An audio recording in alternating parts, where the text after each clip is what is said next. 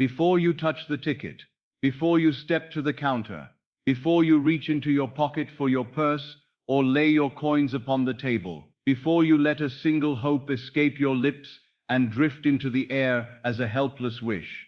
Pause, pause, as though the world has suddenly grown quiet around you. Pause as though time itself has slowed, and you have been given one sacred moment to choose what you will be. For what you are about to do must not be done as the crowd does it, with nervous laughter and trembling hands, half believing and half doubting, calling it chance, calling it luck, calling it maybe. No, not you. If you are listening to me, you are not here to gamble with your life. You are here to discover the law that governs life. And if you will let these words sink into you, gently, calmly, as though you are already drifting towards sleep, you will never again buy a ticket as a beggar. You will never again place your faith in odds, in numbers, in the turn of a wheel. You will not buy hope. You will claim what is already yours. You are not buying a ticket to hope. You are claiming what is already yours. You are not reaching for a miracle outside yourself. You are stepping into a state where the outcome is known, where the relief has already happened, where the freedom has already been tasted, where the money is not a distant dream, but a present fact in consciousness. And now I will give you a sentence, simple, quiet, almost too simple, and yet it is the sentence that, when spoken from the right place within you, begins the rearrangement of your world, not by strain, not by pleading, not by shouting at the heavens, but by the most natural act of all, assuming.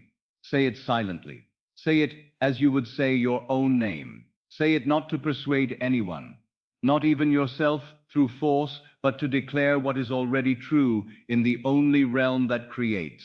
It is done. The money is mine. I have already won. Do not shout it. Do not repeat it mindlessly. Do not turn it into a nervous chant, as though repetition could replace conviction. The power is not in the noise you make with the lips. The power is in the stillness behind the words. The power is in the feeling that accompanies the words like a fragrance. If you can feel it only for a moment, if you can feel it as though it were already so, then you have touched the creative act. And what is created within must in its season be expressed without. That is law. Now listen to me closely, and let your listening be soft. Let it be the listening of one who is already in bed, already safe, already letting the muscles loosen, already letting the day fall away. For many will hear these words with the mind alone and forget them. But you are not here to collect ideas. You are here to receive an experience. The sentence I gave you is not a charm. It is not a superstition. It is not some small trick to make fortune smile. It is the declaration of a state, and states are the only things that produce experience. When a man says it is done, but inside he feels uncertain, he has not entered the state. He has only spoken a phrase. When a woman says, "The money is mine," yet inside she still feels like someone waiting, someone hoping, someone pleading with life, then she remains in the state of waiting, and waiting will be her world. But when you say, "It is done," and your body responds with the faintest sigh of relief, when you say, "The money is mine," and something in your chest loosens as though a weight has lifted, when you say, "I have already won," and the feeling is not strain, but quiet certainty, then you have moved. You have shifted. You have stepped out of one state and into another. And the outer world, though it may take a little time to echo, cannot ultimately refuse the state that you occupy. Now, I do not ask you to believe this because I say it. I ask you to test it, because the law is not a matter of opinion. It does not belong to me. It belongs to you as surely as your own awareness of being belongs to you. But I must tell you something important, and I will tell it gently, because many who listen at night are weary. They are tired of striving. They are tired of being disappointed. They are tired of carrying the burden of money like a stone in the heart. So let me speak as one who understands. If you choose to buy a ticket, let it never be done in desperation. Let it never be done in fear. Let it never be done as though your life depends upon it. The ticket is not your savior. The ticket is only one possible bridge, one possible channel, one possible doorway through which your assumption may pass into fact. The power is not in the paper. The power is in the state you accept as true, and that is why you must speak before you act. That is why you must assume before you purchase. That is why you must claim before you hold anything in your hand. Now I want you to imagine, very softly, as though you are looking through half-closed eyes, what it would feel like if this were already done. Do not imagine the struggle. Do not imagine the waiting. Do not imagine the anxious checking, the breathless hope, the disappointment. Leave all that behind. That is the old man, the old self, the one who has always placed power outside himself. Instead, imagine the end. Imagine you are in your home, and the day is ordinary, and yet you are not ordinary anymore. You are sitting quietly, and there is a piece of paper in your hand. Perhaps it is the printed result, perhaps it is the confirmation, perhaps it is the message that makes your heart stop, not from fear, but from astonishment. You read it once, you read it again, and then, very slowly, you realize that the world has changed. Not because the world decided to be kind, but because you have entered a different world. And what is the first thing you feel? Is it shock? Yes, perhaps. But beneath the shock, there is relief. Deep, immediate relief, like warm water washing through your chest.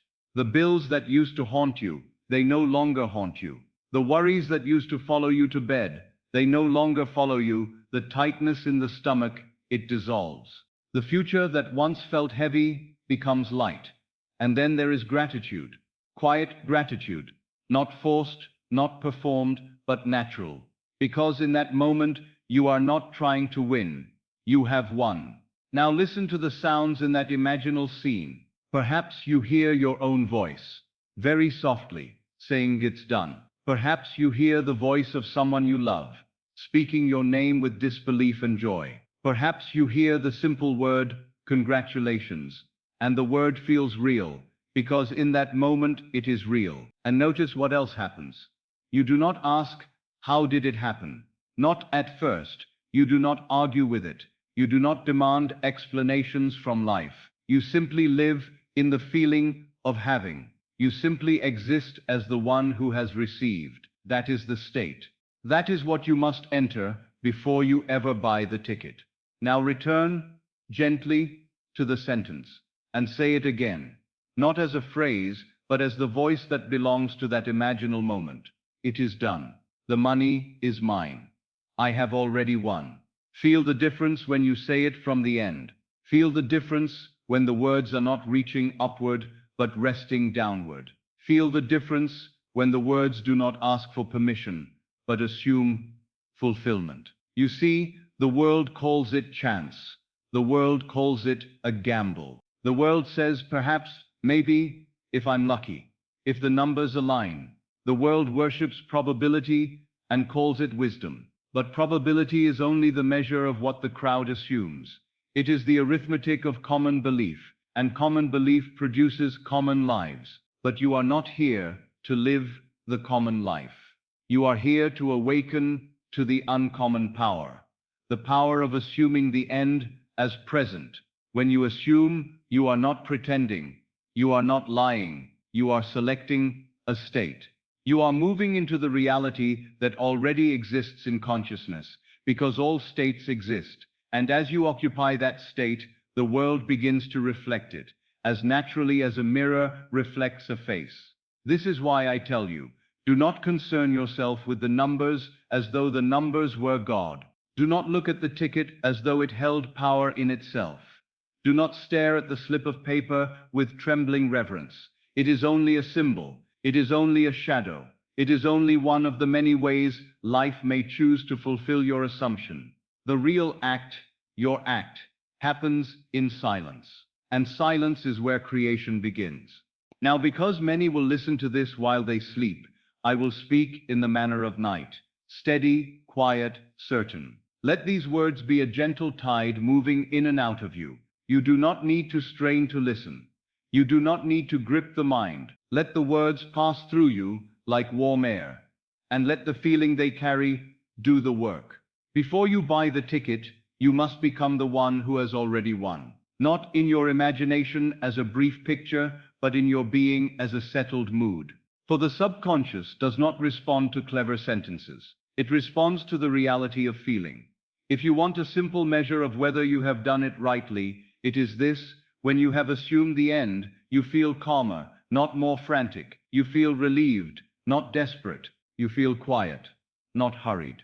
For the state of fulfillment has a particular fragrance, and that fragrance is peace. So take it now.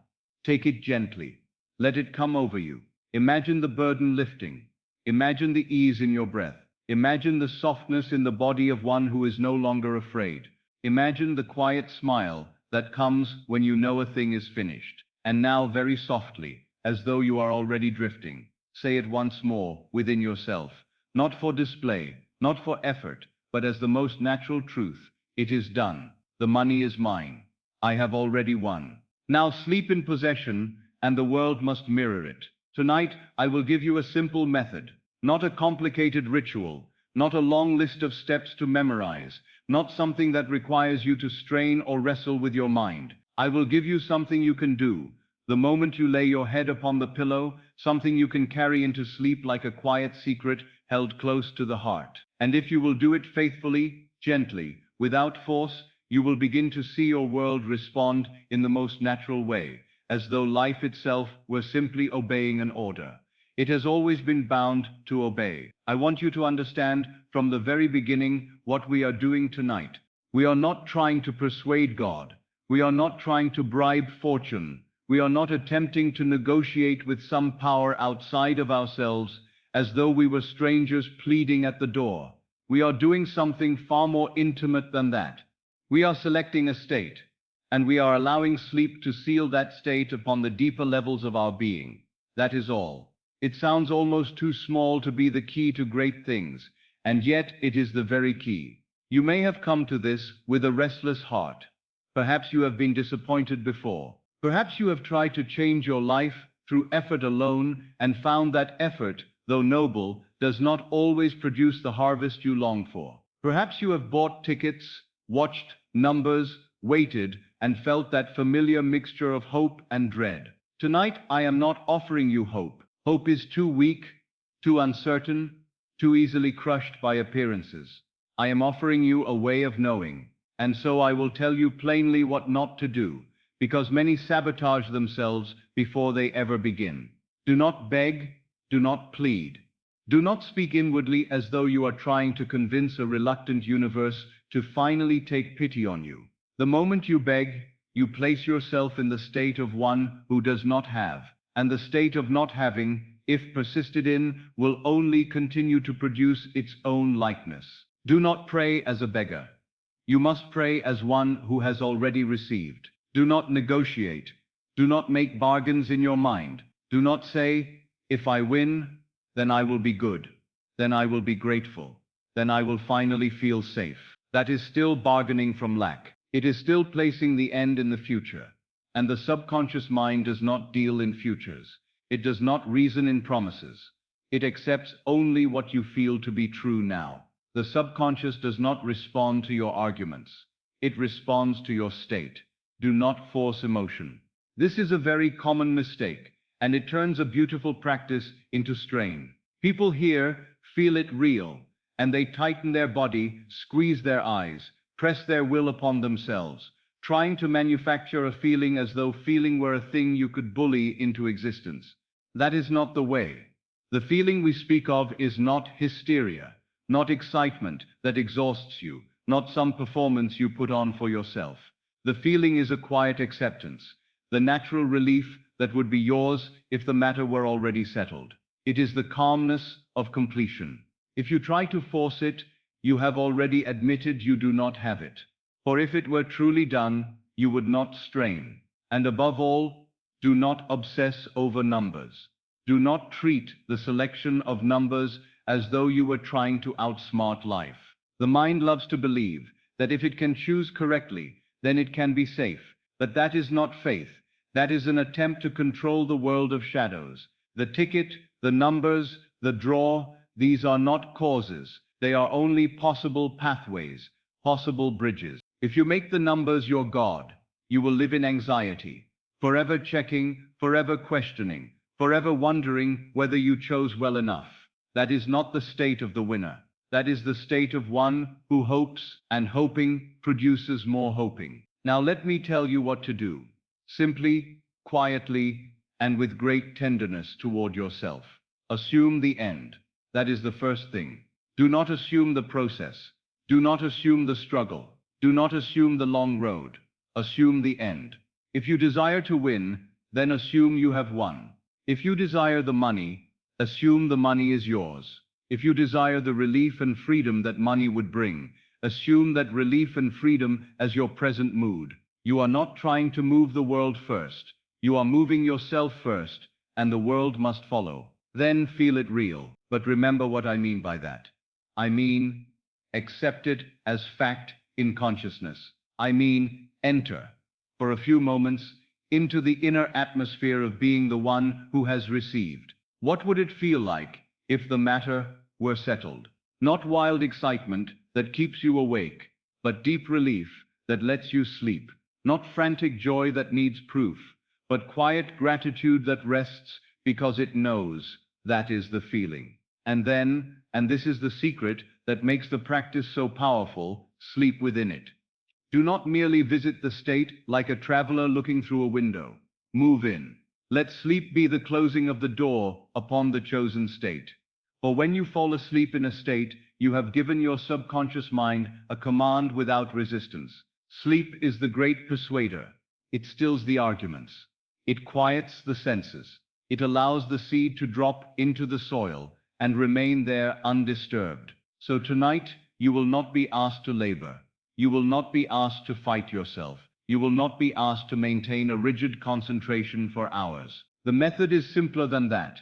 You will be asked to do one thing well, to enter the end and rest there, to carry the fragrance of fulfillment into sleep. If you have listened to me for any length of time, you have heard me say that the secret of prayer is to assume the feeling of the wish fulfilled. That is the entire art in one sentence. And tonight we apply it with precision. We do not scatter our attention across 100 images. We do not talk ourselves into endless analysis.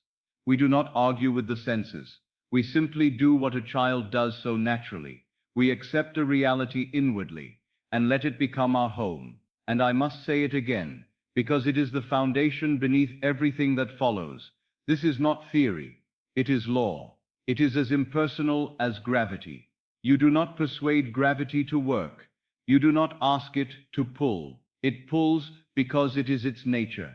In the same way, the world reflects your state because it is its nature. If you assume yourself to be favored, life will find ways to show you favor.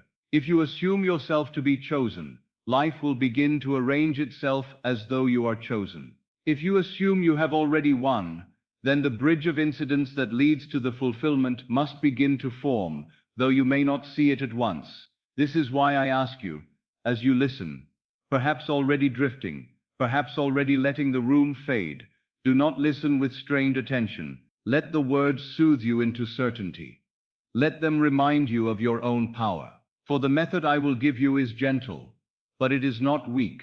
It is quiet, but it is not uncertain. It rests upon the deepest principle of life that consciousness creates, and what you consent to as true in consciousness must, in time, be made visible. So I will guide you tonight toward a single inner act, done well, done simply, done faithfully. And if you do it, you will begin to know a kind of peace that most never taste. For most live at the mercy of appearances. They let the day decide their state. They let the news of the world decide their mood. They let the contents of a purse or a bank book decide their confidence. But you will learn to reverse that order. You will learn to decide your state first, and let the outer world catch up. And so, if you are ready, I will take you deeper. I will show you why consciousness is the only reality, why the ticket is never the cause, why the numbers are only shadows, and why the silent word spoken from the end has a power that no statistic can measure. And then I will show you, very simply, how to construct the one imaginal act that you can repeat in the drowsy interval before sleep, until it feels natural, until you slip into sleep wearing it as your garment. Consciousness is the only reality. I do not mean this as a poetic comfort or a pleasant philosophy to soothe the mind for a moment. I mean it as the literal cause behind every experience you call life. Everything you touch, everything you see, every circumstance you name as good or bad, every moment you remember with joy or regret. These are not independent things moving on their own. They are effects, they are shadows, they are the outpicturing of states of consciousness. If you can accept this, even a little, then you will stop living as though you are at the mercy of the world. You will stop living as though life is something that happens to you. You will begin to live as one who knows that life happens through you, through the state you inhabit, through the inner assumptions you consent to, through the invisible atmosphere you carry within yourself. The visible world is not the creator, it is the created. It is the print, not the press. It is the echo, not the voice. The tragedy of most people is that they look at the echo and try to change the voice by arguing with the echo. They look at the shadow and try to adjust the substance by striking the shadow. But no one has ever changed a shadow by wrestling with it. You change the light that casts it, and the light is consciousness. Now I know how the mind protests when it hears such a statement. It wants to say, but what of circumstances? What of facts? What of the hard world that does not bend? It wants to point to the evidence of the senses, as though the senses were final judges. Yet the senses are not judges, they are reporters, and they report only what has already been accepted within. They report the harvest of seeds planted long ago. They cannot report the seed. They can only report the fruit. This is why the world seems so convincing. It is already solidified. It is already formed. It has weight and color and sound. And the mind says, this must be the cause. But it is not. It is the effect made visible. And if you continue to treat effects as causes, you will spend your days trying to rearrange shadows, and you will call it effort and courage. And you will wonder why the same patterns return. They return because the state behind them has not changed. Let me bring this directly to the matter that occupies so many minds: the lottery, the ticket, the numbers, the odds. If you believe that the lottery is governed by chance, then you have placed the power outside yourself. You have declared without knowing it, I am at the mercy of probability. You have made yourself a servant of statistics. And then you buy a ticket as one buys a prayer offered to a distant God, hoping, trembling, wishing, and preparing yourself for disappointment. In that state, you are not claiming, you are begging. And begging is not the state of receiving. The world has trained people into a kind of hypnosis. It has taught them to bow before numbers. It has taught them to be impressed by odds. It has taught them to say, it is unlikely, therefore it is impossible. And because they accept that suggestion, their lives reflect it. They live in limitation, and they call it realism. They live in small expectation, and they call it wisdom. They worship the arithmetic of the crowd, and then they wonder why the crowd's fate repeats itself in their own experience. Odds are a collective suggestion. That is all they are. They are the measure of what most people assume. They are the statistics of the state the masses live in, the state of doubt, the state of hoping, the state of chance. And because the masses consent to it, the illusion seems solid. But the law does not belong to the masses. The law belongs to consciousness, and consciousness is individual. Consciousness is your own awareness of being. When you understand this, you will see why I say so calmly, and with such insistence, the ticket is not the power. The numbers are not the power. Your state is the power. Let me say it again, and let it sink into you like a slow, steady truth. The ticket is not the power. You can hold a ticket in trembling hands and still remain poor in consciousness. You can hold a ticket with desperate hope and still remain in the state of not having. And if you remain in that state, even if you were to receive a prize, you would find ways to lose it, to squander it, to return to the familiar state that produced your former world. For the state is the cause, and the outer event is only the echo. The numbers are not the power. People treat the selection of numbers as though it were a sacred art, as though the right combination could save them. They study patterns, they listen to rumors, they follow hunches with feverish intensity. They do all this because they believe the cause is outside. They believe the world is a machine, and if they can find the correct lever, the machine will dispense wealth. But the world is not a machine. It is a mirror. It does not dispense. It reflects. It reflects what you are conscious of being. Your state is the power. The state you occupy is the only thing that truly determines what you experience. A state is not merely a thought. It is not merely a phrase. It is a whole mood, a whole identity, a whole inner conviction about what is true of you. It is the secret atmosphere you live in. It is what you feel when no one is watching. It is what you assume when the room is silent and you are alone with yourself.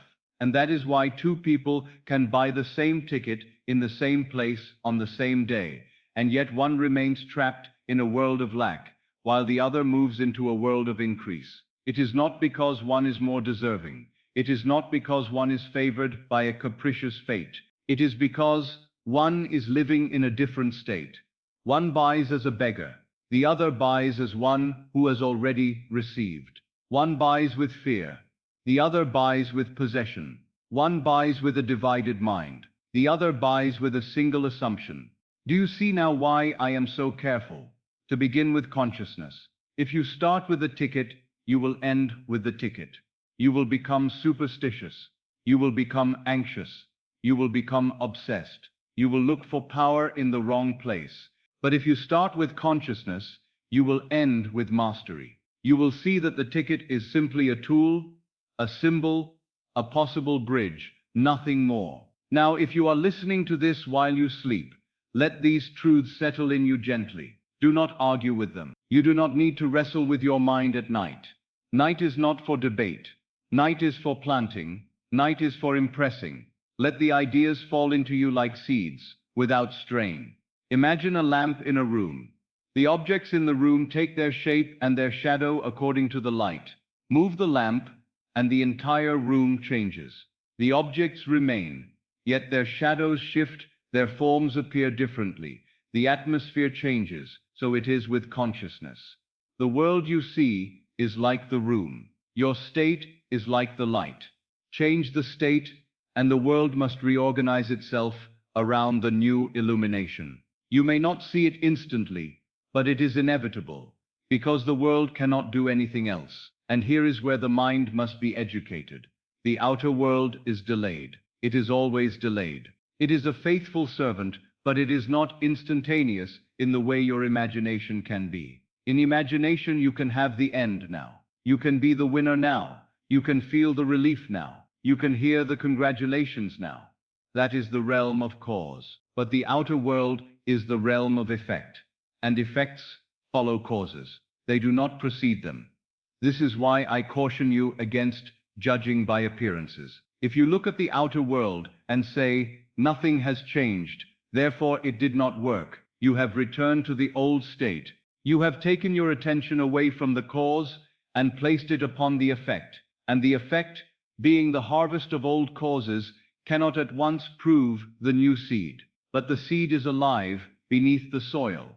It is already at work. And if you remain faithful to the state, you will see the sprout in its season. The crowd does not understand this. The crowd needs proof before it dares to believe. The crowd says, show me, and I will feel. But the law reverses that order. You must feel, and then you will be shown. You must accept, and then you will receive. You must assume, and then the world will mirror the assumption. This is why odds are such a powerful hypnosis. Odds teach you to wait for proof. Odds teach you to accept limitation as wisdom. Odds teach you to live with a ceiling above your head, and they call it realism. But I tell you plainly, realism is often nothing more than loyalty to old shadows. It is nothing more than allegiance to the world as it has been, rather than faith in the world as it can be when you change the state. So tonight, as you drift deeper, I want you to take this into yourself as a quiet foundation. Do not argue about it. Do not try to solve it like a puzzle. Simply let it be so for the duration of this night.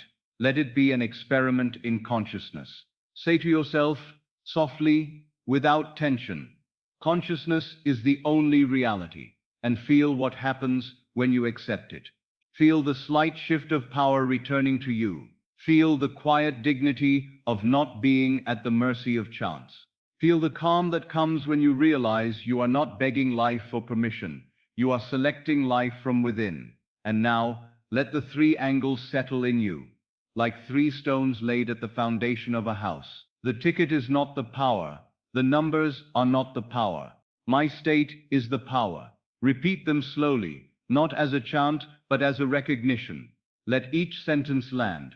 Let each one remove a layer of old belief. The ticket is not the power, so I will not tremble before it.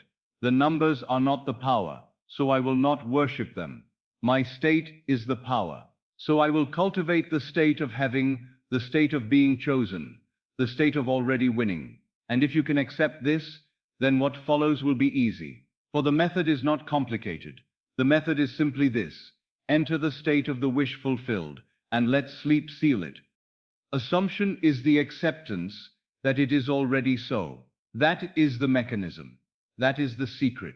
That is the whole art of prayer stated in one simple line. You do not create by wishing. You do not create by pleading. You do not create by declaring something, while secretly feeling the opposite. You create by assuming, by inwardly accepting as true the very thing you desire, until that acceptance becomes natural, until it feels like home, until it no longer feels like something you are trying to do, but something you simply are. If you can grasp this, you will stop treating your desires as distant objects. You will stop putting your life on hold, waiting for some sign, waiting for some permission, waiting for the world to change first. You will understand that the world changes after you change. The outer rearranges after the inner rearranges, and the inner rearrangement is always assumption. Now the mind is trained to live by appearances, so it begins by saying, but I cannot accept what is not yet visible. And that is precisely the doorway. The law demands that you accept it before you see it. The senses say, see it, and then you may believe. The law says, believe it, and then you will see. That is the reversal that confounds the crowd. That is why so few ever truly prove this. They will not accept without evidence, and so they never receive the evidence that would have followed acceptance. Let me make it plain with a distinction that seems small, but it is the difference between delay and fulfillment, between longing and having. There are two ways to speak of your desire. One is, I will be. The other is, I am. When you say, I will be wealthy, you may think you are being positive. You may think you are speaking of a future that will arrive. But the subconscious mind does not deal in futures. It does not understand tomorrow. It understands only what you feel as true now. And I will be is a confession that you are not. It is the language of the one who waits. It is the language of the one who has not received. It is the language of hope. And hope, however lovely, still contains the seed of lack. But when you say, I am wealthy, you are speaking the language of possession. You are speaking the language of fulfillment. You are speaking the language of the state you desire to occupy. You are not predicting. You are not promising. You are not bargaining. You are assuming. And the subconscious mind responds to assumption because assumption is the present tense of consciousness. So I say to you, do not build your life upon I will be. Do not push your desire into the distance and call it faith. Faith is not distance. Faith is present acceptance. Faith is living now as though it were already done. That is why I ask you to say, it is done. Not, it will be done. Not, perhaps it will happen. But it is done. The very tone of those words implies completion. And completion is what the subconscious accepts as seed. The typical error is simple, and yet it ruins more lives than any enemy outside. People affirm from lack. They speak words of wealth while feeling themselves poor. They say, money is mine, while their stomach tightens with worry. They say, I have already won, while they glance at the world with anxious eyes, searching for proof. And in doing so, they are not assuming, they are pleading, they are performing. They are trying to use words as a tool to manipulate reality, while remaining inwardly unchanged. But the world does not mirror your words. It mirrors your state. It mirrors the feeling beneath the words. It mirrors the acceptance, not the recitation. And so, if you would use this law, you must become honest with yourself.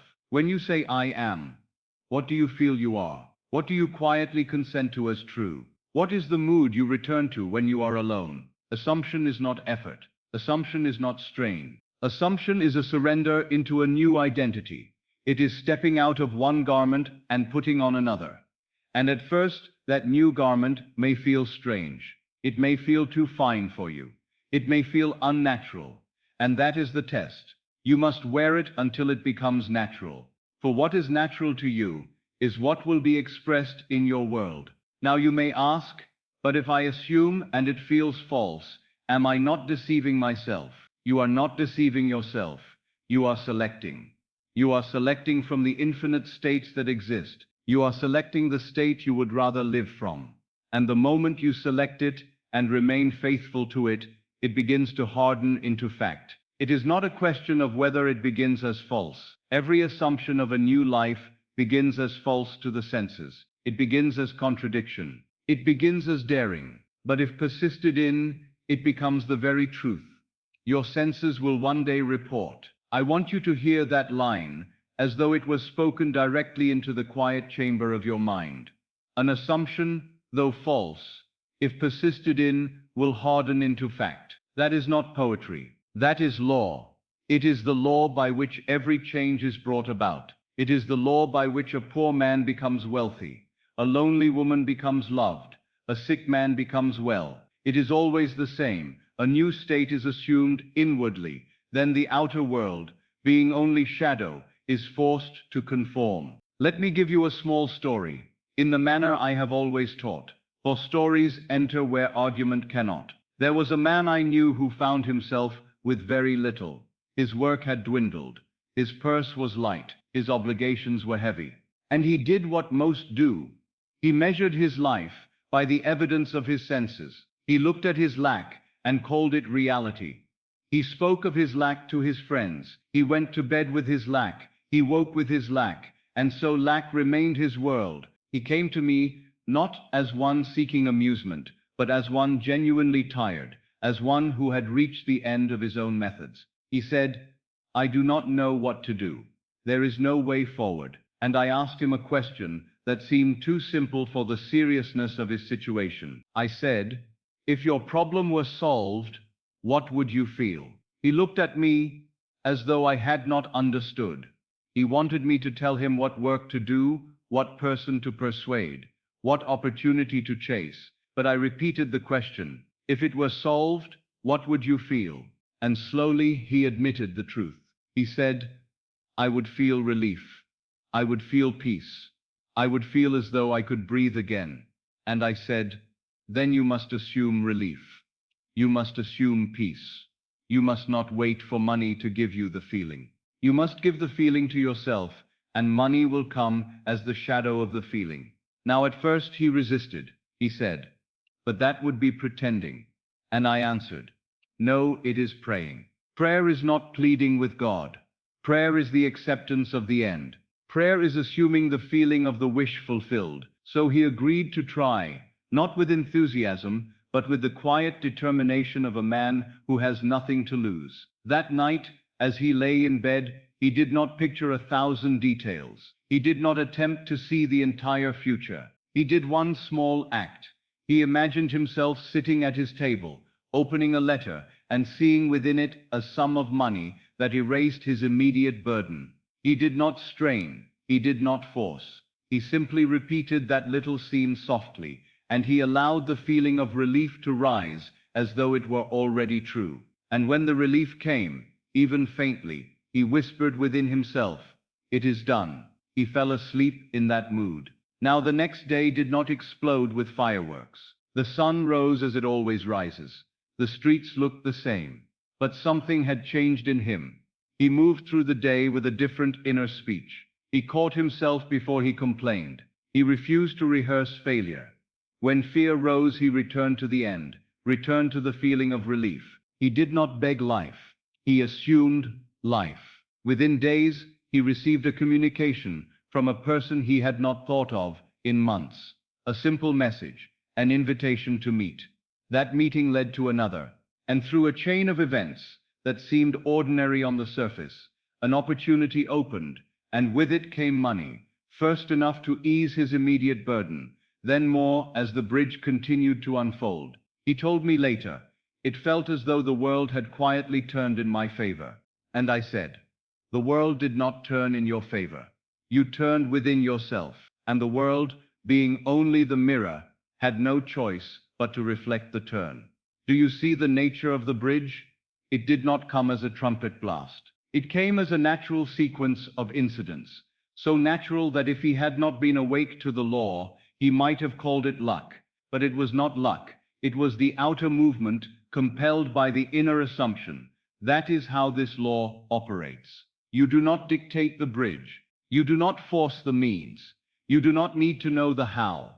You need only to assume the end and remain faithful to it. The end contains the means. The seed contains the tree. Your imaginal act, accepted and felt, contains within it every incident necessary for its fulfillment. So when I speak to you now about buying a lottery ticket, I want you to hear me correctly. I am not teaching you to become superstitious. I am not teaching you to worship chance. I am teaching you to assume the ticket may be the bridge. Yes. The drawing may be the bridge. Yes. But the bridge is never the cause. The cause is always your state. And that is why, before you buy, you must assume. Before you select, you must assume. Before you spend a penny, you must first enter the state of the one who has already received. Not tomorrow. Not after the numbers are announced. Now. In consciousness now. So I ask you, as you listen, perhaps already drifting, perhaps already letting the body soften, catch yourself whenever you hear the old language rise within. I will be, I hope, maybe, someday, and replace it, gently but firmly, with the language of the fulfilled state. I am. It is done. The money is mine. I have already won. Let that be the tone of your being. Let it not be a performance for a moment, but a quiet residence you return to again and again until it feels natural. And when it feels natural, the outer world will call it fate or fortune or luck. But you will know it was only law, and law never fails. Now I will bring it down to the simple act itself, the quiet ritual you perform before you purchase the ticket. And I call it a ritual not because it is superstition, not because it is a ceremony meant to impress some outward power, but because it is deliberate. It is an inner act done with reverence. It is a moment in which you refuse to move as the old self, and you choose instead to move as the one who already has received. If you remember nothing else from me, remember this: the moment before an act is a doorway. It is a threshold. And if you step through that threshold in the wrong state, the act will express the wrong state. But if you step through it in the right state, the act becomes a bridge to the fulfillment of that state. The ticket itself is neutral. It will serve whatever consciousness employs it. So you must employ it wisely. Before you buy, stop for a moment. Not a long moment that draws attention to you, not something that makes a show, but a private pause. It can be done in a shop, in a queue, on a street, anywhere at all. No one must know what you are doing. This is an inner act. It is performed in secret, and what is done in secret will be shouted from the housetops as your outer experience. Stop for a moment and breathe. Let the breath be slow, even if only for 2 or 3 breaths. Feel the body. Feel your feet upon the ground. Feel the shoulders soften. Feel the face relax. You are not preparing to gamble. You are preparing to assume. And assumption requires quiet. It requires that you withdraw attention from the noise of the senses and turn it inward, even briefly, to the place where cause is chosen. As you breathe, do not think of what you fear. Do not rehearse the story of loss. Do not count in your mind all the times you have not won. Those are old shadows, Old harvests of old states. Leave them alone. A man does not plant a new seed while holding weeds in his hands. Let the weeds fall. Let the old story fall. For this moment is not for remembering failures. It is for remembering truth. Enter into stillness. Again, not the stillness of a temple with candles and incense, but the stillness of a quiet mind. The stillness that can exist even in a crowded street. It is the stillness of attention. It is the turning of the inner eye away from appearances and toward the end. Then, from that stillness, say the phrase. Say it silently. Say it once and let it be enough. It is done. The money is mine. I have already won. Do you see the difference between saying it once with feeling and saying it many times without life? The world loves repetition because it thinks repetition will force reality to yield. But reality does not yield to force. Reality yields to state. And state is established by acceptance, not by strain. One sentence felt as true is more powerful than 1,000 sentences spoken in fear. So you will say it once, correctly. And correctly does not mean with perfect pronunciation. It does not mean with intensity. It does not mean with dramatic emotion. It means from the right place within you, not as a beggar, but as one who remembers. Let that be your standard. A beggar says words and looks outward for permission. A beggar speaks and waits anxiously for a sign. A beggar says, "Please, let it happen." And in that very pleading he confesses that it has not happened. But one who remembers speaks as though he is recalling something already settled. He speaks with the quiet tone of fact. He speaks without anxiety, because he is not trying to make it so. He is acknowledging that it is so. So when you say it is done, do not say it with clenched hands. Say it with the ease of completion. When you say the money is mine, do not say it as a wish. Say it as possession. When you say I have already won, do not say it with a nervous glance at the future. Say it as remembrance, as though you are simply returning to a truth you temporarily forgot. Now you may ask, how will I know if I said it correctly? And I will give you a simple sign. You will feel a shift. It may be faint, but it will be there. It will feel like naturalness. It will feel like certainty. It will feel like relief. Naturalness is the first sign. The moment the phrase feels natural to you, the moment it feels less like an attempt and more like a statement, you are entering the state. The second sign is certainty. Not certainty that comes from seeing evidence, but certainty that comes from inner acceptance. It is the same certainty you have about your own existence. You do not need proof that you are. You know that you are. In the same way you begin to know the end.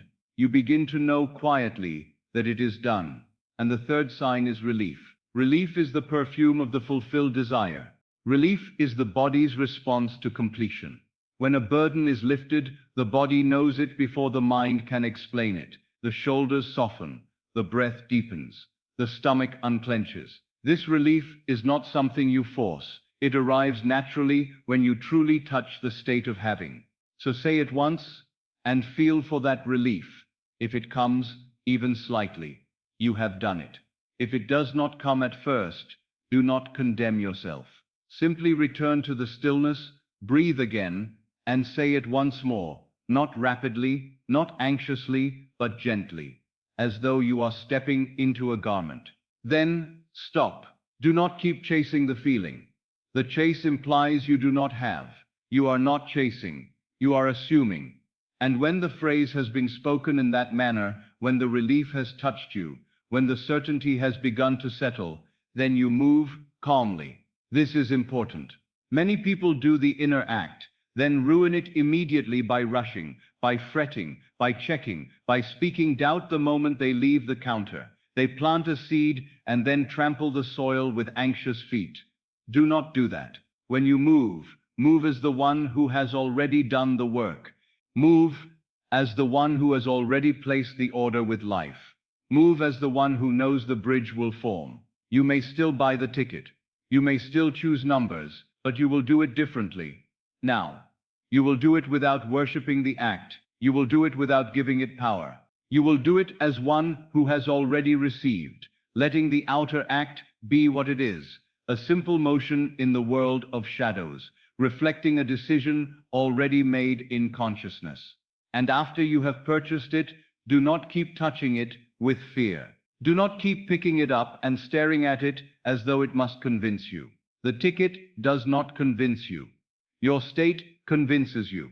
And once you have assumed the end, you have already done the only thing that matters. The rest is the bridge. And the bridge is never your labor. It is the law's own unfolding. So I tell you, pause, breathe, enter stillness. Speak the phrase once, correctly, and then move calmly. That is the practical ritual. It is simple enough to be overlooked. And because it is simple, it is powerful. The greatest truths are always simple. They are not hidden because they are complicated. They are hidden because the mind is proud and wants something difficult to justify the prize. But life does not require difficulty. It requires acceptance. Tonight, when you are tempted to rush, remember this. The one who knows does not rush. The one who remembers does not tremble.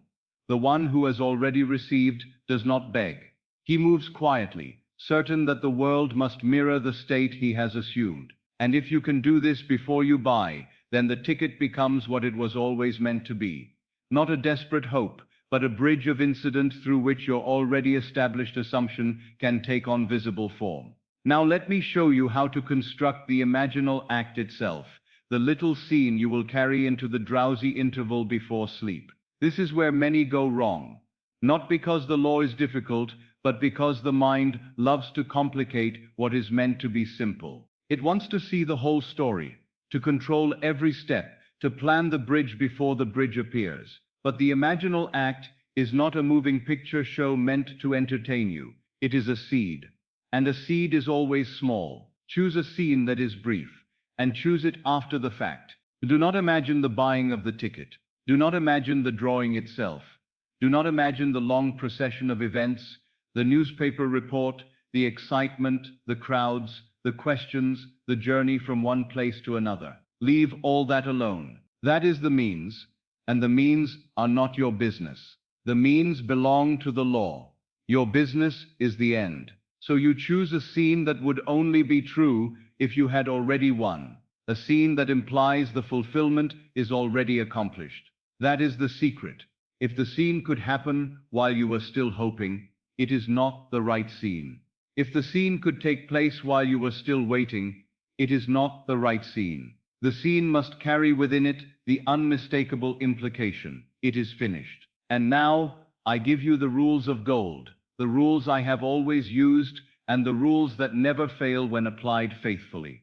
The scene must be experienced in the first person. You must not see yourself as though you were watching another person from afar. You must not observe yourself like a spectator in a theater. You must be in the scene, seeing through your own eyes, hearing with your own ears, feeling with your own hands. Because the subconscious does not respond to what you watch. It responds to what you experience. Make it 5 to 10 seconds. That is enough. The mind will protest and say, surely it must be longer. Surely I must do more. No. 5 to 10 seconds, repeated gently, is far more powerful than a long wandering fantasy. A long scene becomes a dream of the how. A short scene becomes a seal of the end. The short scene can be felt, repeated, and carried into sleep with ease. It does not tire you. It does not strain you. It simply impresses. And let the emotion be the right one. Not frenzy. Not desperate excitement. Not a feeling that makes you restless. The emotion you want is the emotion that naturally follows completion. Relief, gratitude, calm. These are the emotions that allow sleep to come. And sleep is your ally. If you make the scene too stimulating, you will keep yourself awake and your mind will wander into doubt. But if you choose relief, gratitude, calm, then the scene will cradle you into sleep. And that is precisely what you want. Now I will give you examples, not as rigid commands, but as invitations. You may take one, or you may shape your own. But keep the principle brief, after the fact, first person, repeated, and felt. You might imagine this: you are holding a piece of paper in your hand. It is not important what the paper is called. It is the feeling that matters. The paper represents confirmation. You feel the texture of it between your fingers. You see your own hand holding it. You notice the words that confirm the result. And the moment you recognize it, you breathe out softly, as though your whole body has been waiting to exhale. You hear yourself whisper, very quietly, "It is done." That could be your entire scene. You simply hold the paper, you read the confirmation, and you feel the relief. Or you might imagine this. You hear a voice, someone you trust, someone you love. You do not need to see their face. You hear the warmth in their tone as they say, "Congratulations." That single word, heard as real, contains the whole fulfillment. In the scene, you respond not with doubt, but with calm astonishment. You feel your eyes soften, your chest warm, your breath deepen. You are not trying to win. You have already won. And the word congratulations is the evidence within the scene. Or you might imagine this: you are at your table, and there are bills that once frightened you. You look at them now with an easy heart. You take one and you mark it paid. You feel the simple satisfaction of completion. You feel the absence of fear. You feel the quiet freedom of knowing it is settled. That is a powerful scene, because it is not about the numbers, it is about the state that money would bring: relief, security, peace. And if you can feel that peace, the outer must bring the reason for peace. You might imagine yourself opening a letter and seeing within it the notice, the sum, the confirmation. Or you might imagine the feeling of placing money in a drawer, not as one hiding it in fear, but as one simply putting away what is abundant. Or you might imagine yourself walking through your home with a new lightness in your step, hearing yourself say inwardly, "Everything is taken care of." All these are scenes after the fact. All these imply that it is already done. Now I must tell you what not to do, for mistakes here are common, and they create confusion. Do not build long scenes. Do not try to imagine the entire story from beginning to end. The mind loves drama. It loves to wander.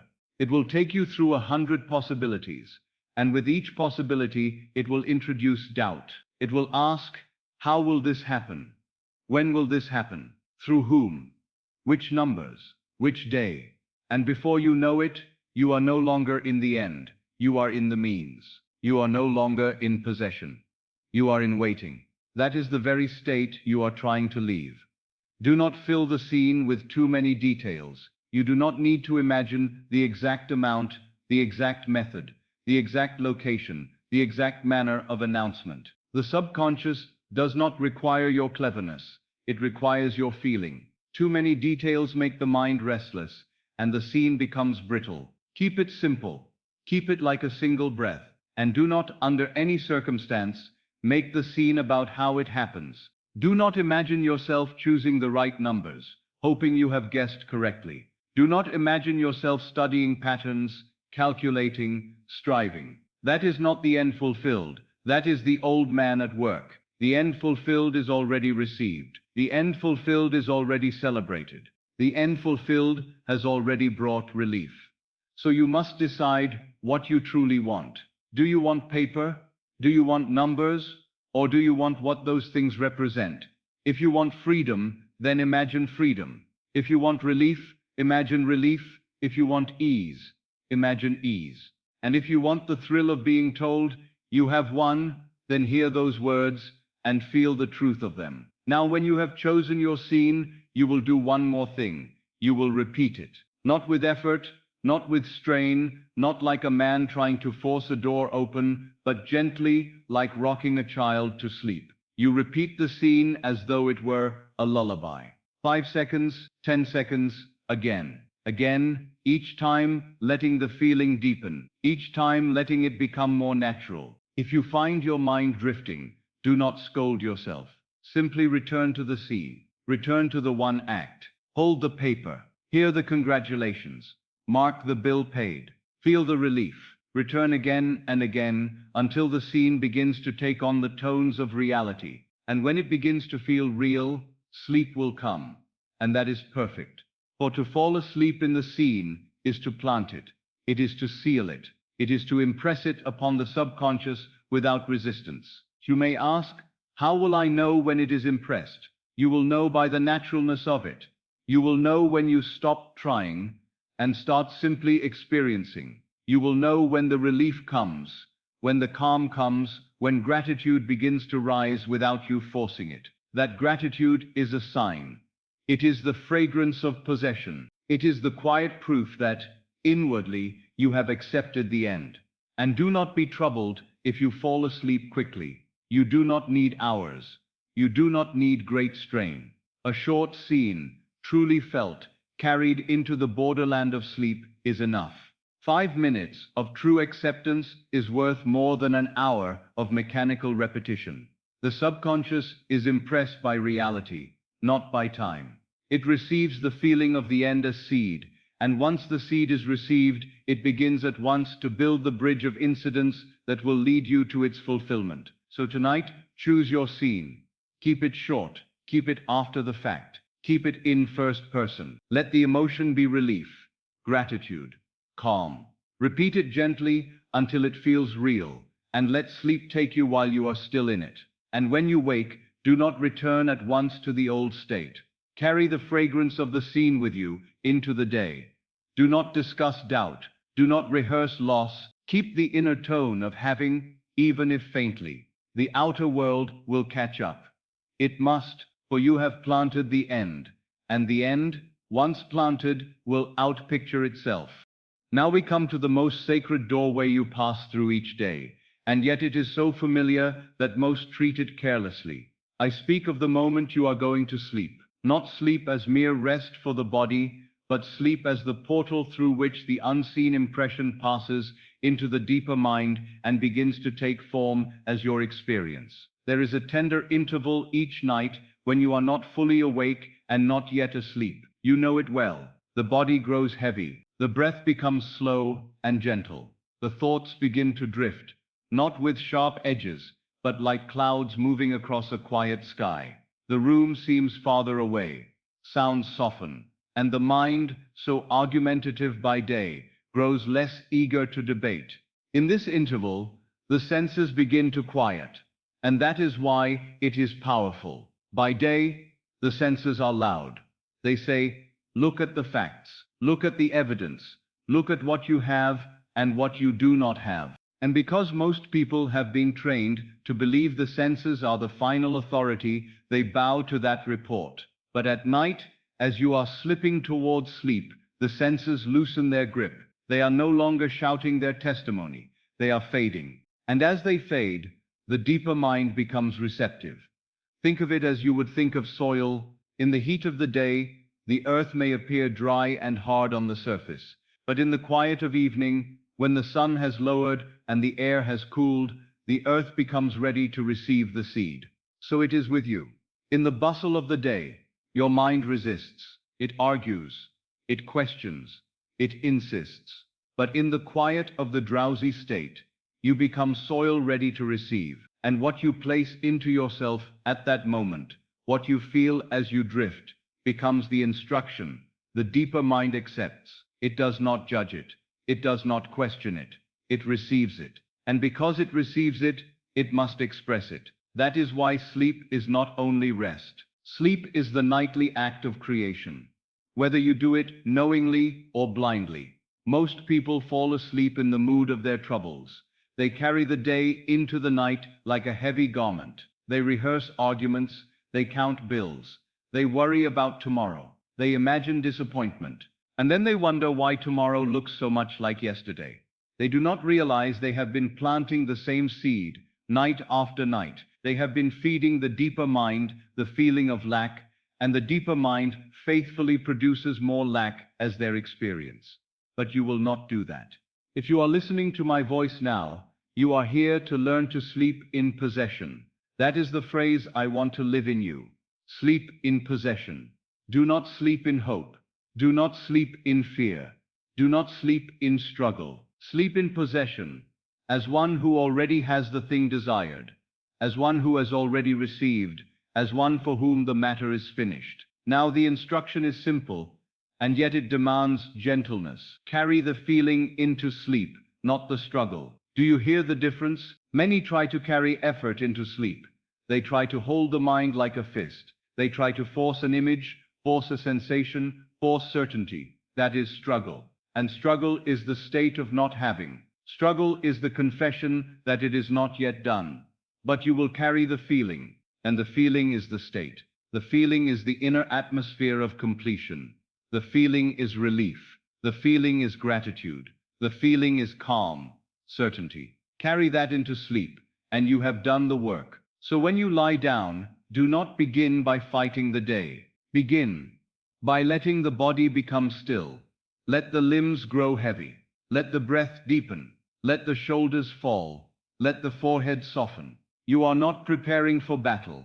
You are preparing for planting. You are preparing to impress upon the deeper mind a single assumption that must in time harden into fact. When you feel the drowsiness coming, do not lose it by becoming excited. Do not say to yourself, "Now I must do it perfectly." That thought itself is strain. Instead, treat the drowsy feeling as a friend. Let it come. Let it carry you. And as it comes, bring up the little scene you have chosen, only that one scene, and step into it with your own senses gently. See what you would see. Hear what you would hear. Feel what you would feel if it were already done. Perhaps you hold the confirmation in your hand and feel the paper beneath your fingers. Perhaps you hear the warm voice saying, "Congratulations." Perhaps you touch the bill marked paid and feel the ease of it. Do not make it a long story. Make it a small act. Repeat it softly, like a cradle rocking. Again, again, and each time, let the feeling deepen. And now, as you are repeating the scene, you may whisper the phrase silently, but only as a lullaby, not as a demand. You do not need to say it many times. You do not need to count repetitions. You are not bribing the law with numbers of words. The law responds to the state. So you say it only enough to awaken the feeling of completion. It is done. The money is mine. I have already won. Say it once, then return to the scene. Say it again. If the mind drifts, then return again. Let the words be like a gentle hand guiding you back into the end. But do not cling to the words. Cling to the feeling the words produce. For the words without feeling are empty shells. But the words clothed in feeling become living seed. If you find that you fall asleep in the middle of the scene, do not be troubled. That is not failure.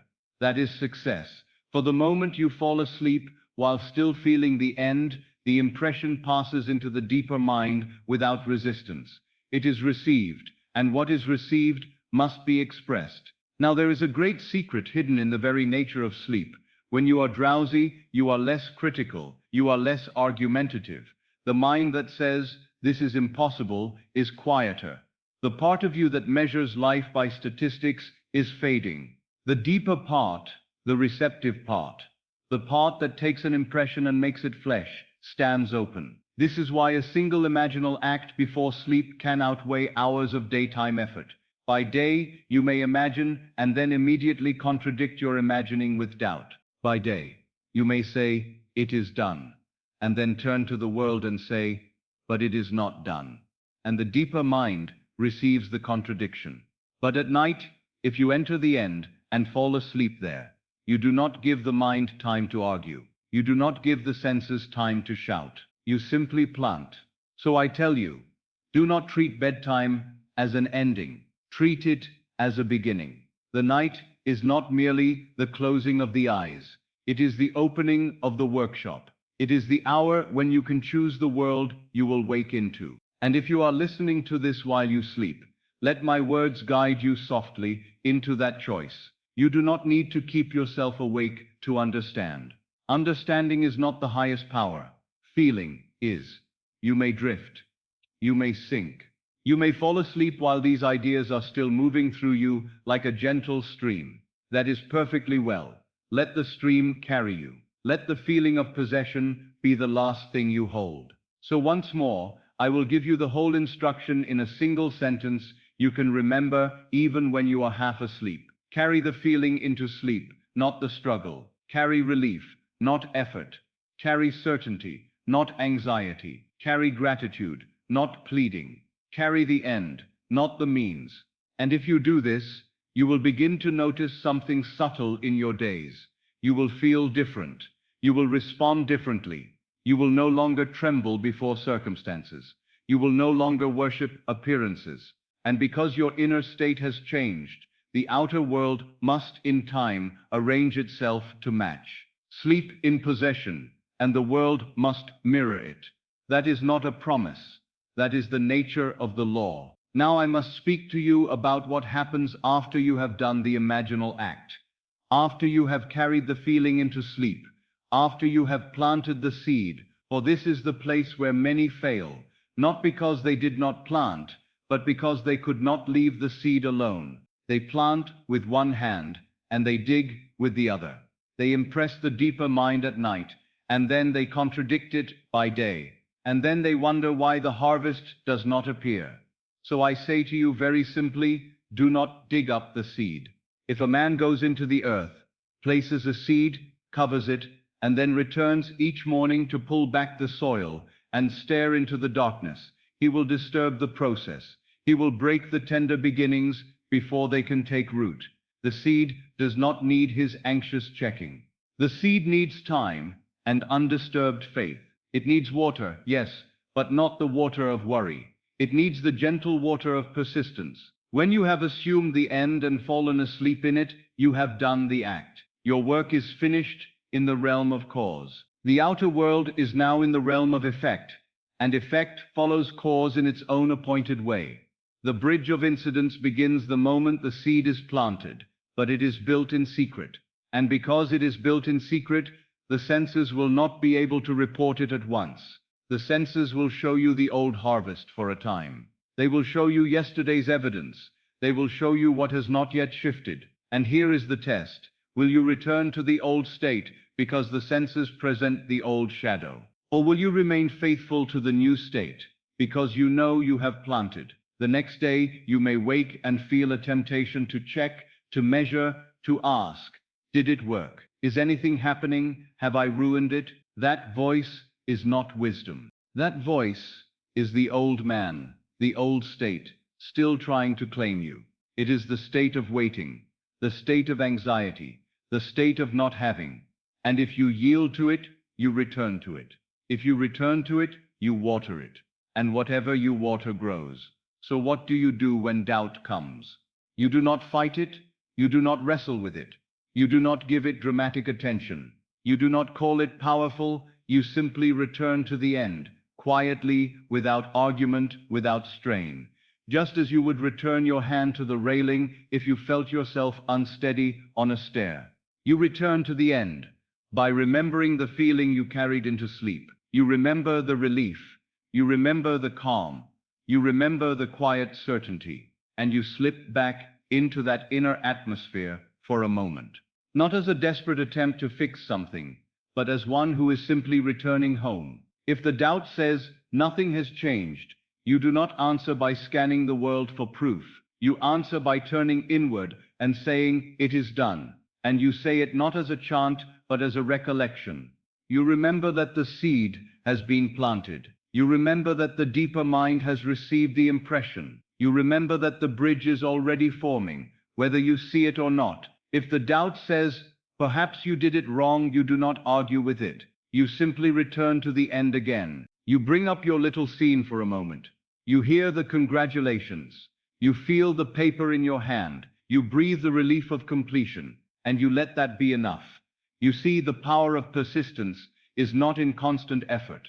The power of persistence is in returning. Returning again and again to the same state until the state becomes natural, until it becomes your dwelling place, until you no longer feel you are doing something, but simply being.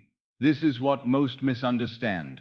They think persistence is tension. They think persistence is forcing themselves to hold a thought all day. They think persistence is repeating words until they are exhausted. That is not persistence. That is strain. And strain is the confession of not having. True persistence is a gentle fidelity. It is the refusal to accept the opposite as final. It is the quiet loyalty to the unseen reality you have chosen, even while the senses still report the old. Your inner speech is your prayer. Remember that. Prayer is not merely what you say in a moment of need. Prayer is the constant conversation you carry within yourself all day long. The little phrases you whisper inwardly when you look at your circumstances, the silent statements you make about yourself. I never get ahead. It always goes wrong.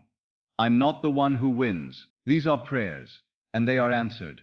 Not because God is cruel, but because the law is faithful. So if you want to remain faithful to your seed, you must watch your inner speech, not with fear, not with nervousness, but with calm awareness. When you catch yourself speaking inwardly as the old self, do not condemn yourself. Simply replace it. Replace I am unlucky with I am favored. Replace I never win with it is done. Replace how long will it take with I have already received. Do it gently. Do it quietly. Do it as many times as necessary. Not because you are afraid of a mistake, but because you are shaping the new habit of consciousness. Now here are the signs that you are doing it well. And these signs are very important, because many look for signs in the outer world when they should be looking for signs within. The first sign is calm. A calmness begins to appear in you that is not dependent upon circumstances. You may still have bills, you may still have uncertainty on the surface, but beneath it there is a quiet steadiness. That calm is not indifference. It is not resignation. It is the calm of the one who has already planted the seed and knows the harvest is sure. The second sign is naturalness. The new assumption begins to feel less like a borrowed garment and more like your own. The phrase, "it is done," begins to feel ordinary, not dramatic. The idea of being the winner begins to feel possible, then likely, then inevitable. You stop forcing it. You start living it. And the third sign is less urgency. This is a beautiful sign, and many misinterpret it. They think if they are not urgent, they are not serious. But urgency is the feeling of not having. Urgency is the anxiety of the beggar. When you truly accept the end, urgency dissolves, because the one who already has does not panic. The one who has received does not chase. The one who knows does not plead. So if you find yourself less desperate, less frantic, less obsessed with checking and measuring, rejoice. That is not loss of faith. That is faith becoming real. That is the state taking root. Now there is a delicate point I want you to understand, especially if you listen to this while you sleep and carry these ideas into the night. You are not asked to be perfect. You are asked to be faithful. Perfection is a demand of the anxious mind. Faithfulness is the gentle return to the end whenever you wander. There will be moments when the old state tries to rise. There will be moments when you hear someone speak doubt in the world and you feel it stir in you.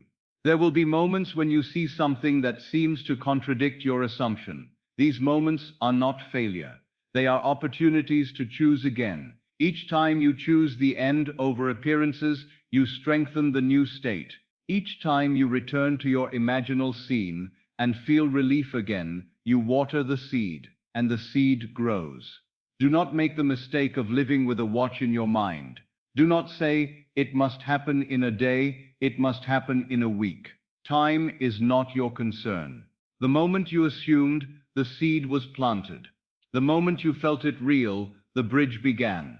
The outer world may take its own route, but it cannot ultimately deny the state you persist in. So when doubt comes, you do not fight, you do not argue, you return. You return to the end as quietly as you return to your breath.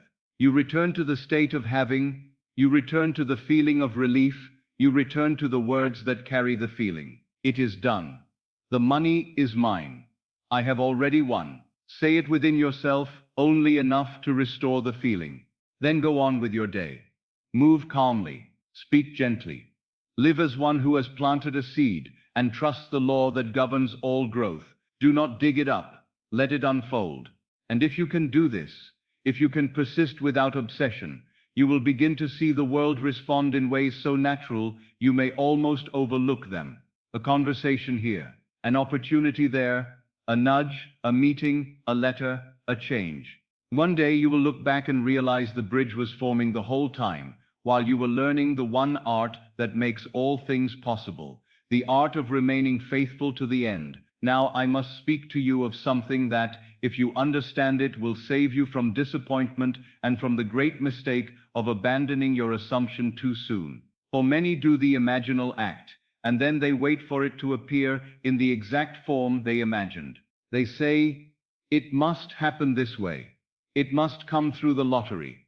It must come in this drawing. It must be these numbers, on this day." And when it does not appear in the form they dictated, they conclude the law has failed. But the law has not failed. They have simply misunderstood the manner of its fulfillment.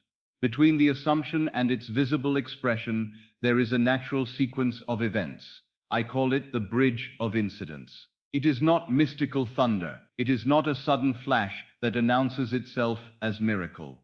It is a chain, often ordinary, often subtle, of meetings, messages, changes, delays, openings, and turns that carry you from where you are to where you have assumed yourself to be.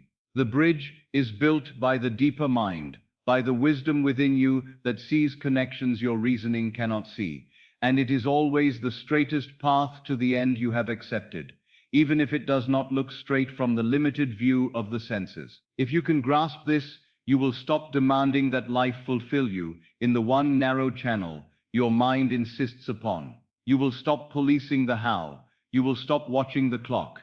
You will stop measuring each day as though the absence of immediate proof were failure. Instead, you will rest. You will remain faithful to the end, and you will allow life to arrange the means. This is why I cautioned you earlier not to worship the ticket. The ticket may be the bridge. Yes, it may be one of the links in the chain, but it is not the power. The power is your state. The ticket is a shadow of the state, and the bridge, whatever form it takes, is simply the world of shadows rearranging itself to reflect your new inner reality. Now the mind wants certainty in the form. It wants to say, "I will win by this ticket," and it feels comforted by that specificity. But that comfort is often a trap, because it binds you to a single doorway. And if fulfillment comes through another doorway, you may refuse to see it. You may overlook it. You may even reject it, because it did not arrive wearing the costume you demanded. So I tell you plainly, do not dictate the medium. Do not command the law to take your small plan. Do not try to manage the bridge with anxious hands. Your only responsibility is the end. The end is your business. The means are not. If you desire wealth, assume wealth. If you desire freedom, assume freedom. If you desire the relief of being provided for, assume that relief. And then let the bridge form as it will. The bridge may include a ticket, yes. It may include a drawing, yes. But it may also include a gift, an unexpected offer, a settlement, a meeting, a change in employment, an inheritance, an idea that leads to profit, or 100 other channels you could not have devised in your most careful reasoning. The deeper mind is not limited by what you can imagine as possible. It simply moves you to the end. Now let me anchor this with a story, for the story will make it real to you. A man once came to me with a simple desire. He wanted money, and he wanted it quickly, because he felt pressed by circumstances. His mind had decided the only way was one particular way. He had fixed upon a certain plan, a certain person, a certain outcome. He believed that if it did not happen through that channel, it could not happen at all. I said to him, "Leave the channel alone, assume the end." He resisted at first, as many do.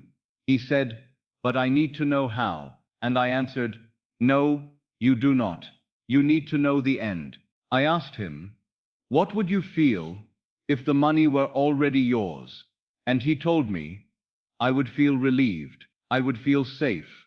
I would feel as though the pressure had lifted." So I instructed him to do a very simple thing. Each night, as he lay in bed and drifted into that quiet interval before sleep, he would imagine himself sitting at his desk, opening an envelope, and finding within it the money that made the problem vanish.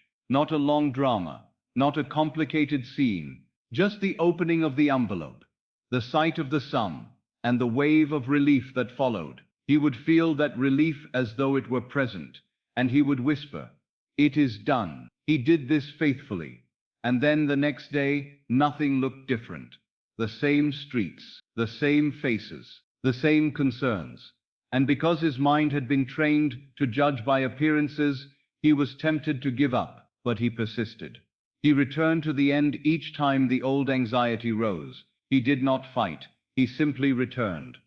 Now watch how the bridge formed. A few days later, he met a man, by what seemed like chance, who mentioned a small opportunity.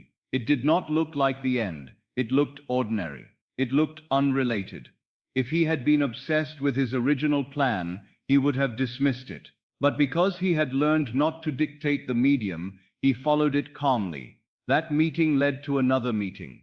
That second meeting led to an offer. The offer was not exactly what he had imagined. It did not arrive in the dramatic form his mind wanted, but it carried within it the seed of the end. It led to the very money he needed, and more besides. And when it came naturally. So naturally that if he had not known the law, he might have called it luck. Later he said to me, "It happened as though life arranged itself." And I said, "It did. But life arranged itself because you arranged yourself. You assumed the end, and the bridge of incidents unfolded as it must." This is the nature of the bridge. It often begins with something small. It often begins with a movement that seems unrelated. It often begins with a door closing, a plan changing, an unexpected conversation. And if you do not understand the bridge, you will misjudge these early incidents. You will say, "This is not what I wanted." You will panic. You will assume failure. And in assuming failure, you will uproot the seed. But if you understand the bridge, you will not judge while you cross it. You will not curse a delay, because the delay may be part of the arrangement. You will not fear a change, because the change may be the very step that carries you forward. You will remain faithful to the end, and you will let each incident play its part. I must speak to you clearly here. Your desire is not denied, because it does not come in the form you expected. Your desire is fulfilled in the form that best expresses your assumed state. The law is faithful. It does not fail, but it is not obligated to satisfy the narrow demands of the conscious mind. It is obligated only to fulfill the state impressed upon the deeper mind. So, if you are listening and you have chosen to buy a lottery ticket, do not bind your fulfillment to that one paper. Do not say, "If it does not happen through this ticket, it does not happen." That is fear disguised as certainty. That is limitation disguised as faith. Instead say, "I have already won," and mean it as a state of being, not as a prediction of a single channel. The ticket may be the bridge, but not the power. Say that to yourself. Let it free you. Let it loosen the tight grip of insisting on one way. The ticket may be the bridge, but not the power. If you win through the ticket, you will rejoice, and rightly so. But if the bridge leads you through another channel, you will rejoice as well, for the end is the end, and the end is what you assumed. Wealth is wealth. Freedom is freedom. Relief is relief. Do not reject fulfillment, because it arrives wearing a different coat. This is why I tell you to remain attentive, but not anxious. As you go about your day, you may notice small movements, a letter, a message, a chance invitation, an unexpected suggestion, a change in schedule, a delay that turns into opportunity. These may be parts of the bridge. Do not strain to identify them. Do not become superstitious about every event. Simply remain open, calm, and faithful to the end, and you will naturally walk the bridge as it rises beneath your feet. And when the fulfillment comes, you will look back and see how perfectly the bridge was constructed. You will see that nothing was wasted, not a single incident, not a single delay, not a single detour. All were woven together by the deeper wisdom of your own consciousness to lead you to the exact end you assumed. So I say again, to protect you from the great trap of impatience, do not dictate the medium. Do not demand the bridge. Look like your small plan. Assume the end, and let the bridge unfold. The ticket may be the bridge, but not the power. And if you can truly accept that, you will feel a new kind of peace. You will stop living as though you are waiting for luck. You will begin to live as though you have already received, and you will watch as life, quietly and surely, builds the path to prove you right. Now we must deal with the great enemy, the quiet destroyer of seeds, the thief that enters not through dramatic sin, but through casual inner speech. It is the habit of talking from lack. It is the subtle way you confess the very state you wish to leave, and then wonder why the world continues to mirror it. I have watched people plant a noble assumption at night, and then undo it before noon the next day, not by some great act, but by a few careless sentences whispered inwardly. They do not realize that every inward sentence is a decree. They think it is harmless to say, "I never win," or "it's impossible," or "it's just luck." They speak it lightly, as though words were only sounds. But inward words are not sounds. Inward words are seeds, and the deeper mind receives them as instructions. So I will be very plain with you. There are certain phrases you must stop feeding to yourself if you desire to live in the state of fulfillment. Not because I wish to control your speech, but because your speech is already controlling your life. And if you keep giving the deeper mind the same old instruction, you will keep reaping the same old harvest. Listen to these 3 phrases, and hear them as poison. Quiet poison, but poison nonetheless. I never win. It's impossible. It's just luck. Each of these phrases is a confession of a state. When you say, "I never win," you are not describing a past event. You are declaring an identity. You are saying, "This is who I am." And the deeper mind, faithful servant that it is, accepts the identity and builds your world to match it. It brings you experiences that confirm the confession, not because it is cruel, but because it obeys. When you say, "It's impossible," you are not speaking wisdom. You are speaking limitation. You are deciding in advance what life may or may not do for you. You are drawing a line around your own being and calling it realism. And the deeper mind will honor that line as law, because you have accepted it as law. And when you say, "It's just luck," you are placing power outside yourself. You are bowing before chance. You are denying consciousness as the cause. You are telling your own creative power, "You have no authority here." And then you wonder why you feel powerless. You have trained yourself into powerlessness by worshipping luck. Now, I do not say these things to scold you. I say them to free you. For if your inner speech has been careless, you can change it. The moment you understand that inner speech is prayer, you become watchful, not fearful, but watchful. You begin to see that you have been praying all day long, not with holy words in a temple, but with simple phrases in the silence of your mind. And life has been answering them with exact precision. So the instruction is simple: do not discuss circumstances. Do not rehearse them. Do not argue about them. Do not turn them over in your mind like stones you cannot put down. Circumstances are not causes. They are effects. They are shadows of former states. And if you keep speaking of them, you keep giving them life. You keep watering the shadow.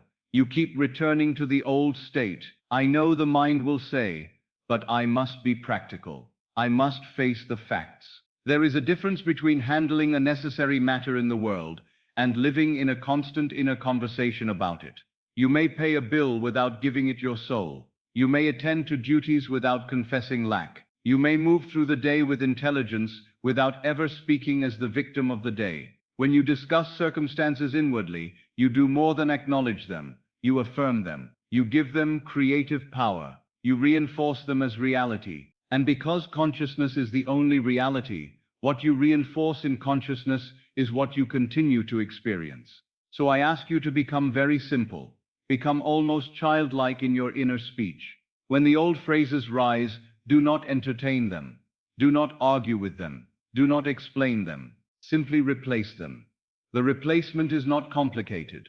The replacement is one simple phrase that carries you back to the end. It is done. Do you see what that phrase does? It closes the door on discussion. It ends the debate. It removes you from the state of waiting. It lifts you out of the habit of measuring and complaining. It returns you to the fulfilled state. It is done is not a wish. It is a decision. It is the inner shutting of the door.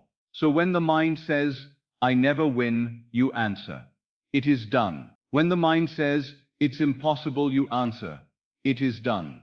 When the mind says, it's just luck, you answer, it is done. And you do not answer with anger. You do not answer with fear. You answer with calm certainty.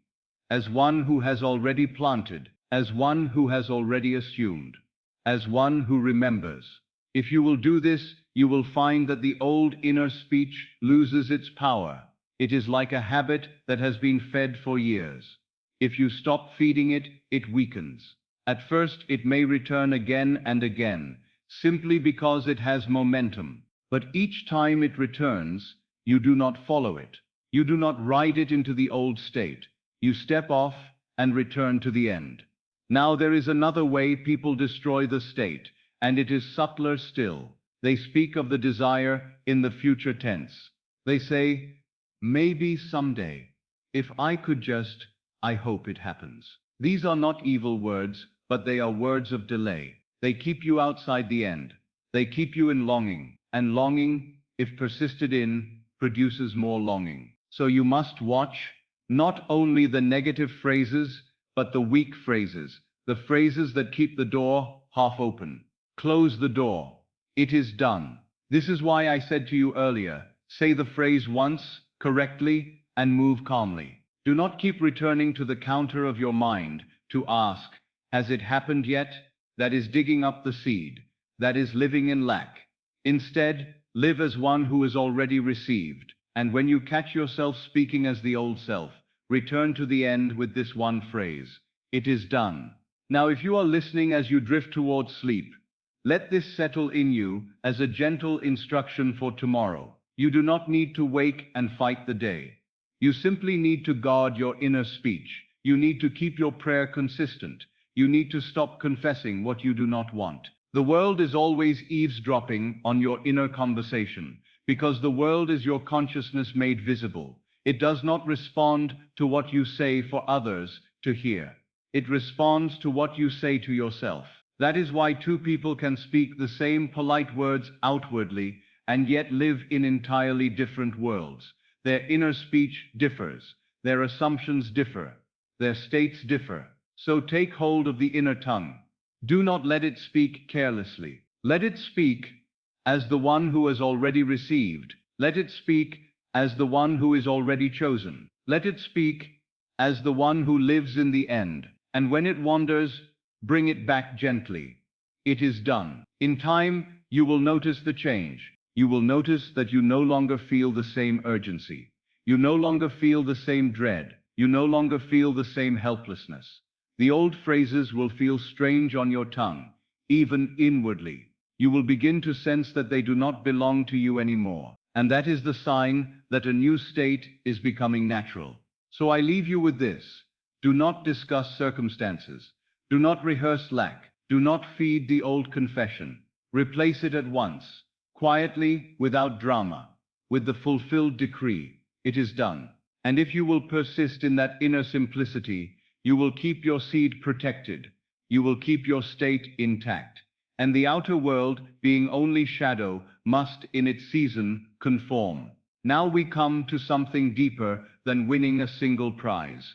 For even if a man were to receive money through some outer event, if he remains inwardly the same man, he will either lose it, fear it, mishandle it, or return again to the old state that produced his former world.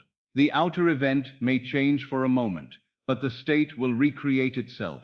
The true work, therefore, is not merely to win once, but to become the one who wins. To become, in consciousness, the natural winner. To take on a new self-concept. You must become the one who is chosen. That sentence may stir something in you, because many have lived for years with the quiet assumption that they are not chosen. They have seen others receive, others rise, others succeed, and they have told themselves a story, sometimes silently, sometimes without even noticing, that is for them, not for me. They have lived as though life selects others and overlooks them. And because the world is a mirror, the world has continued to echo that assumption back to them. But hear me. Life does not select you. You select yourself. The world does not decide who is chosen. Your state decides. And if you assume yourself to be the one who is chosen, the world must begin to treat you as chosen, not because it has suddenly become kind, but because it can only reflect the image you hold of yourself. This is why I tell you that wealth must become identity, not a thing you chase, not a prize you try to grab, not a distant dream you hope to touch one day, but an inner sense of being. Wealth is not first a pile of currency in your hand. Wealth is first a state in consciousness. It is a concept of self. It is a quiet, settled knowing. I am one who has. Now do not misunderstand me. I am not telling you to act outwardly in a theatrical way. I am not telling you to pretend before others, to boast, to make claims with the lips that you cannot support. That is not faith. That is theater. And theater, without inner change, is empty. What I am speaking of is an inner posture, a way of moving through life from within. A calmness, a breadth, a quiet authority. The rich man, in consciousness, is not frantic. He is not desperate. He does not feel pressed by every small demand. He does not live with the constant inner cry, "What if?" He lives with the feeling of being provided for. That feeling shapes his decisions, his tone, his expectations, and because it shapes him, it shapes the world he walks in. So to become the natural winner, you must begin to live from that inner posture. You must walk with calm, think with amplitude, respond from ease, not because you are trying to fool anyone, but because you are no longer the old man. You are wearing a new garment, and the garment must be worn inwardly first, until it feels like your own skin. I want you to notice something. When people think of wealth, they often think only of what they would purchase. They think of objects, they think of comforts, they think of pleasures, but the deeper craving beneath wealth is usually not the object. It is the state. It is the relief from fear. It is the end of uncertainty. It is the freedom to breathe. It is the feeling of being safe in the world. That feeling is the true desire, and that feeling can be assumed now, and when it is assumed, the outer must bring the evidence that matches it. So you do not wait until you have evidence to feel provided for. You begin to feel provided for now. You do not wait until the world hands you proof that you are favored. You begin to assume favor now. You do not wait until you receive to become. You become and then you receive. This is the law of being, and it is what separates the man who wins once from the man who lives in a world where winning is natural. Now there are three little inner phrases I want you to take, not as slogans to parade, but as quiet identity statements to live from. You speak them to yourself as you would speak to your own heart in private. You do not shout them, you do not announce them, you simply let them become the tone of your being. The first is, I am favored. Do you feel what that does? It is not arrogance. It is not pride. It is not saying you are better than another. It is simply the assumption that life meets you kindly. It is the inner conviction that doors open for you, that opportunities find you, that the world bends toward you. When you assume, I am favored, you begin to interpret life differently. You begin to expect good. You begin to notice openings you once overlooked. You begin to respond to the world with confidence rather than suspicion. And because your expectation changes, the world's response changes. The second is, I am always provided for. This is one of the most powerful assumptions a person can carry, because it dissolves the root of fear. Most people are not truly afraid of money itself. They are afraid of not being provided for. They are afraid of being trapped. They are afraid of being unable to meet demands. When you assume I am always provided for, you step out of the state of panic. You stop making decisions from desperation, and life, being a mirror, begins to provide in ways that match your new inner certainty. The channels may surprise you, but the result will not. The result will feel natural, because your state is natural. And the third is, I move through life as one who has. This is perhaps the clearest statement of all. To move as one who has is to think from abundance, not of it. It is to speak inwardly as the fulfilled self. It is to carry the quiet sense that you are not trying to get, because you already are. It is the inner attitude of possession, and possession is a state. It is not dependent upon what is in your pocket at this moment. It is dependent upon what is in your consciousness. Now let me show you how these identity phrases become living reality. You do not sit in a chair for 5 minutes, repeat them, and then go back to a lifetime of inner contradiction. You let them become your default inner speech. When you wake, you do not greet the day as the old self. You greet it with the tone of provision. When you encounter a demand, you do not panic as the old self. You respond as the favored self. When you see another person succeed, you do not envy as the old self. You bless them, knowing you too are provided for. This is how the identity takes root, not in moments, but in the steady return to the state. And here is the subtle point. Acting from within is not something you do in order to get. It is something you do because you are. The moment you act from within to get, you have confessed you are not. But the moment you act from within because you are, you have assumed, and assumption creates. So you will walk with calm. Not forced calm, but practiced calm. You will breathe deeply, not as a performance, but as a reminder of your state. You will think with breadth, not clinging to scarcity thoughts, not shrinking at every expense, not calculating your life from fear. You will allow your mind to rest in the idea that you are provided for. You will allow yourself to imagine generosity, ease, freedom, not because you are trying to convince yourself, but because you have chosen the state and you are learning to live in it. This is how the rich identity is formed, and it is formed the same way any identity is formed, by repetition of feeling, by persistence of inner speech, by the steady dwelling in the chosen state until it becomes natural. Now I will tell you something that may surprise you. Often, the quickest way to know you have truly shifted into the natural winner state is that you stop feeling like you need the lottery to save you. You still may buy the ticket. You still may enjoy the bridge, but you do not feel desperate for it. You do not feel that your life depends on it. You feel provided for regardless. And because you feel provided for, life provides. The inner freedom becomes the cause, and the outer evidence follows. This is why I say the lottery, the ticket, the numbers are never the true prize. The true prize is the state. The true ticket is self-concept. The true wealth is the identity of being the one who has. So tonight, as you drift towards sleep, let these identity phrases settle into you like warm cloth placed gently over the heart. You do not need to repeat them endlessly. You need only to accept them, to feel them, to live from them. I am favored. I am always provided for. I move through life as one who has. And if you can accept that, even a little, you will begin to notice that life responds differently. Not because life has changed, but because you have. The world will mirror the new self. Opportunities will appear. People will help. Doors will open. And if a lottery win is the bridge, it will come as naturally as any other expression of your state. You are not striving to become chosen. You are choosing yourself now. You are not hoping to be provided for. You are claiming provision now. You are not trying to move into wealth someday. You are moving into it inwardly now. And the world, being only the faithful mirror, must in its season reflect the image you have assumed.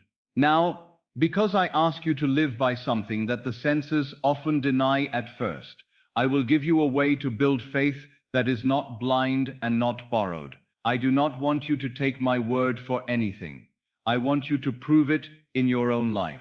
And the simplest way to do that is to test the law with something small. Test the law with something simple. Do not begin with the great desire if your heart trembles at the thought of disappointment.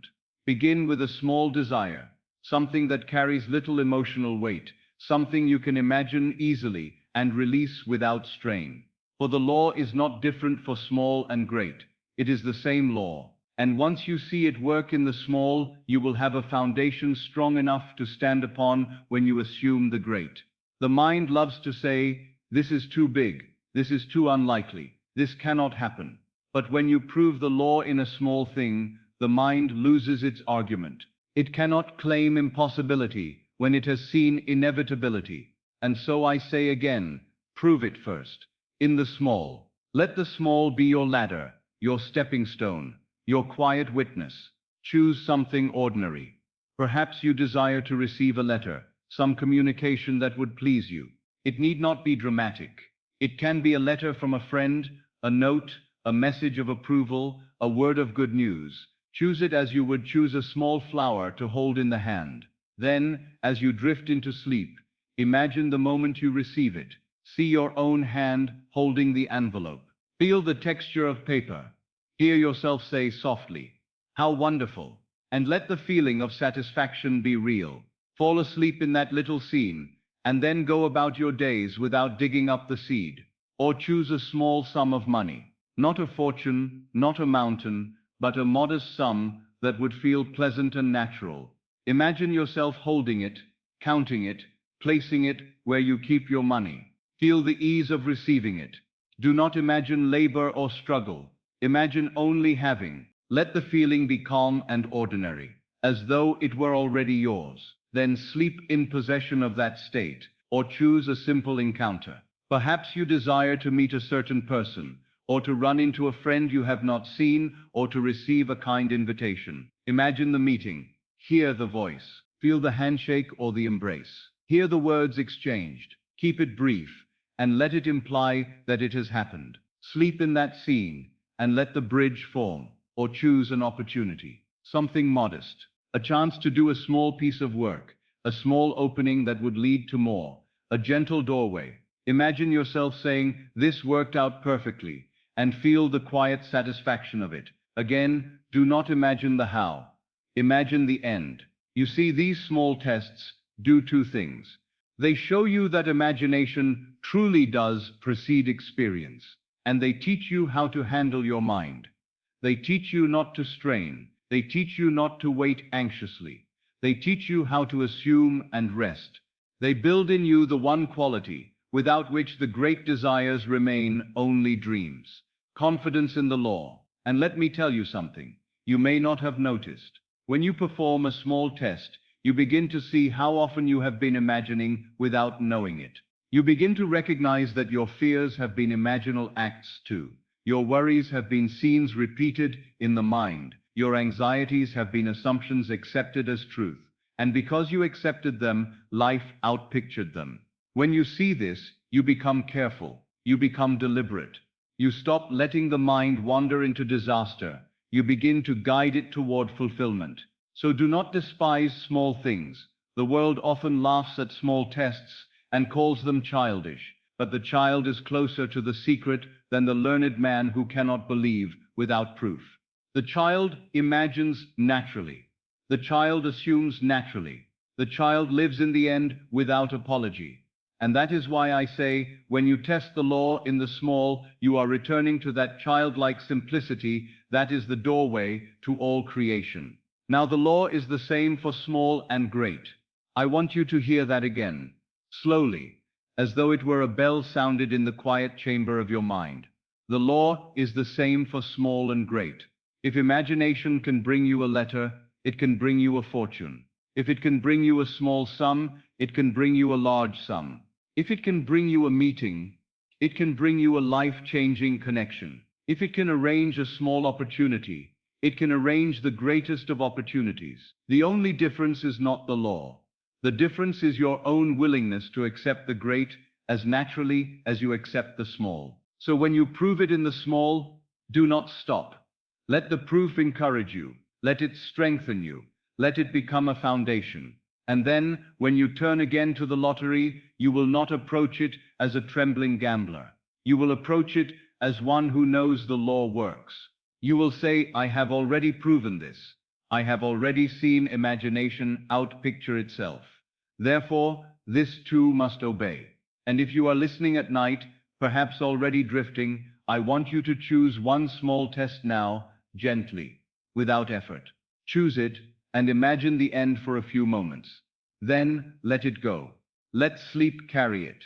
And in the days that follow, watch quietly, not with anxious eyes, but with calm curiosity. You will begin to see the law at work, moving through ordinary channels, arranging events, guiding you without force. When it happens, and it will happen if you remain faithful, you will smile, not because you are surprised, but because you recognize it. You will say to yourself, of course, this is the law. And in that moment, your faith will not be theory, it will be experience. You will not need to argue with anyone. You will not need to persuade another. You will have proven it in your own world. And once you have proven it, you will no longer feel that you are chasing a miracle. You will know you are applying a law. So test it. Test it simply. Test it gently. Test it as a scientist tests, not with fear, but with curiosity. And remember always, the law is the same for small and great. Now let us go deeper, not to scold you, not to make you feel unworthy for desiring comfort, but to lift your understanding, so that you will never again be enslaved by the very thing you seek. For many men and women desire money, not because they love money, but because they long for what they believe money will give them: relief, freedom, security, dignity, the ability to help those they love. There is nothing wrong in that longing. It is natural, it is human. But the moment you make money your god, the moment you worship the symbol, you become bound to it. You begin to fear its absence, tremble at its loss, and chase it as though it were the source of life. Money is a symbol of state. If you can accept that, then you will understand the proper place of wealth in your life. Money is not the creator. Money is created. Money is not the cause. Money is the effect. It is the visible token, the outer sign, the symbol that consciousness has taken on a certain form. It is like the shadow cast by a tree. The shadow is real as an appearance, but it is not the tree. The tree is the state. The shadow is the symbol. This is why I say to you, do not idolize the symbol. Do not bow before it. Do not treat it as the final truth about you. Do not look at your purse, your ledger, your obligations, and decide from those figures who you are. That is to let the symbol define the substance. That is to let the shadow command the light, and that reversal is the very bondage from which you are waking. When you see money as symbol, you do not despise it. You do not reject it. You simply place it in its proper order. You welcome it as a servant, not as a master. You understand that if money is the shadow of a state, then the state is the true treasure. And if you possess the state, you can cast the shadow again and again. You cannot lose the source. This alone will free you from fear, for fear always arises from believing the symbol is the source. If you believe money is the source, then any threat to money becomes a threat to life itself. But if you know consciousness is the source, then money is simply one expression among many. And if one expression changes, another can appear. The source remains untouched. The fountain is within you, and no outer condition can drain it. This is why the greatest victory is not a single win, not a single fortunate incident, not even a large sum placed into your hands. The greatest victory is the discovery of the operant power. The true treasure is the discovery of the operant power. When you discover that your own wonderful human imagination is the cause, when you discover that your state determines your experience, then you have found the pearl of great price. You have found the field in which all treasures are hidden. And once you possess the field, the treasure can be found again and again. Many people mistake the outer win for the miracle. They say, if I could just have the money, then everything would be well. But money, though it can ease many burdens, does not awaken you. A man may receive a fortune and still live in fear. A woman may win a great sum and still carry within her the old story of unworthiness.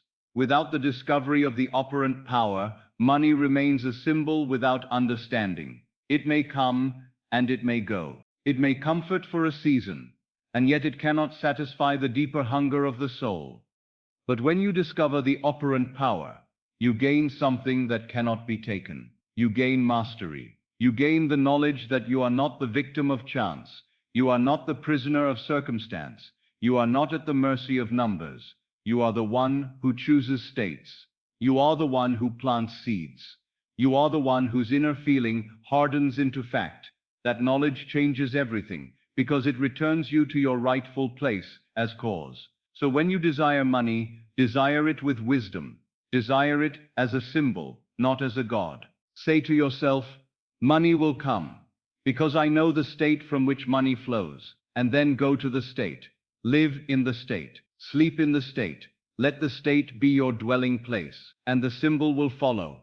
For shadows always follow substance. This is why I can speak of lottery tickets without making them sacred. A ticket is paper. It has no life of its own.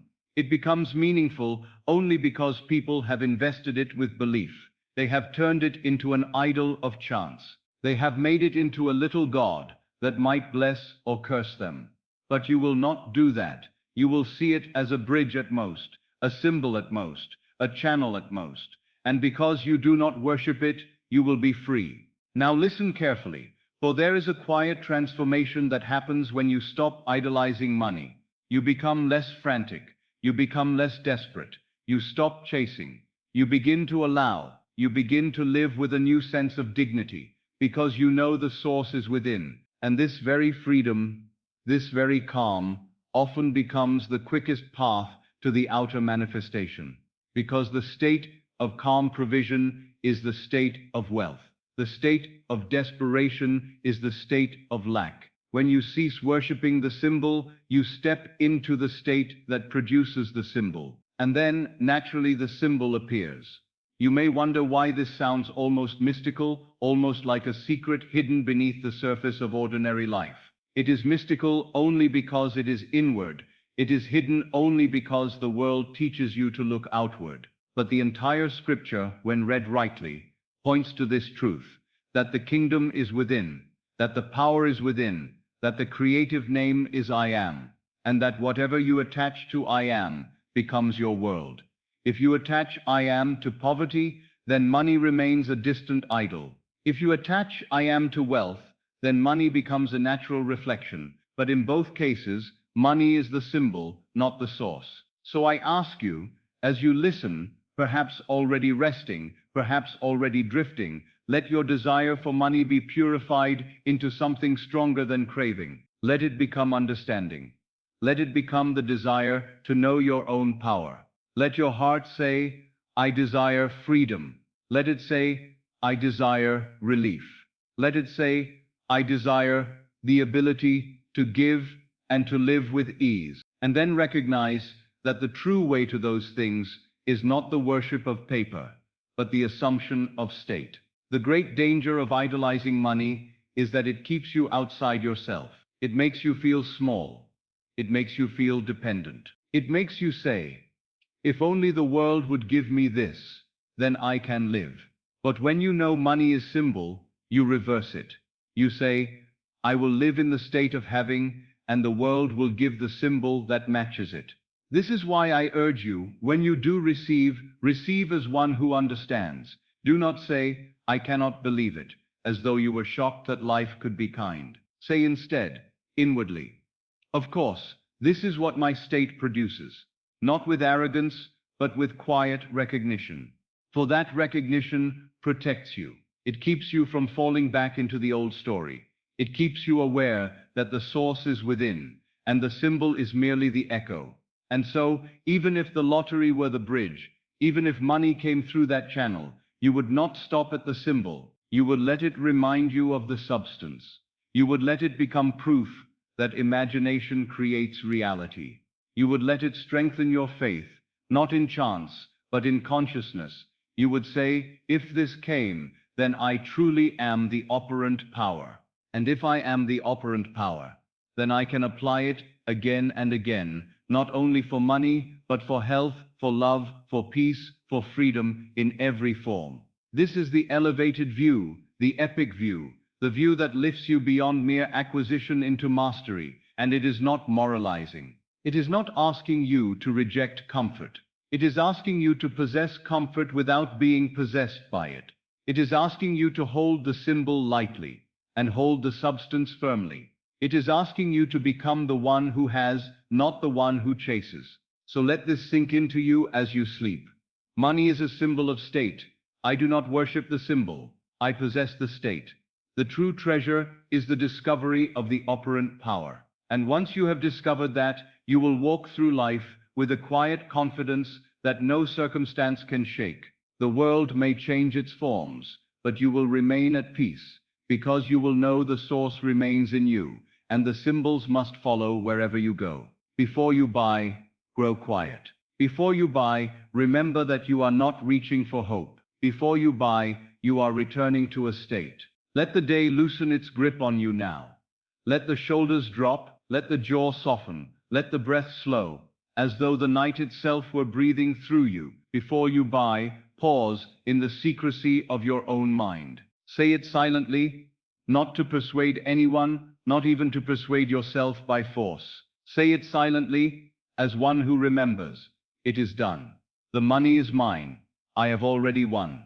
Do not hurry the words. Let them fall gently, like a feather settling into still water. Say it silently, and then let the feeling follow. Feel it as done, not as a wish, not as a reach, not as a nervous hope that trembles at the edge of disappointment. Feel it as done, like a matter settled, like a door closed, like an account paid. Before you buy, do not look to the world for permission. Do not ask the world to agree. The world is only a mirror, and mirrors do not decide. Mirrors reflect. So you decide first. You decide the state. You decide the end. You decide the feeling that will be carried into sleep. Say it silently. It is done. The money is mine. I have already won. Now let the body learn this truth. Let the chest loosen. Let the stomach unclench. Let the breath become deeper, as it does when something heavy has finally been lifted. This is how you know you are touching the state. The state does not shout. The state settles. The state feels like relief. Before you buy, refuse the old language. Refuse maybe, refuse if, refuse I never win. Refuse the worship of luck. Say it silently. It is done. And when you say it, do not search for proof. Do not scan the outer world like a frightened man looking for signs. The proof begins within. The proof is the feeling. Feel it as done. Feel it as finished. Feel it as settled. Now let me guide you gently into the little imaginal scene. Not a long tale, not a wandering dream. Just a short act that implies the end. You are holding the paper. You feel it between your fingers.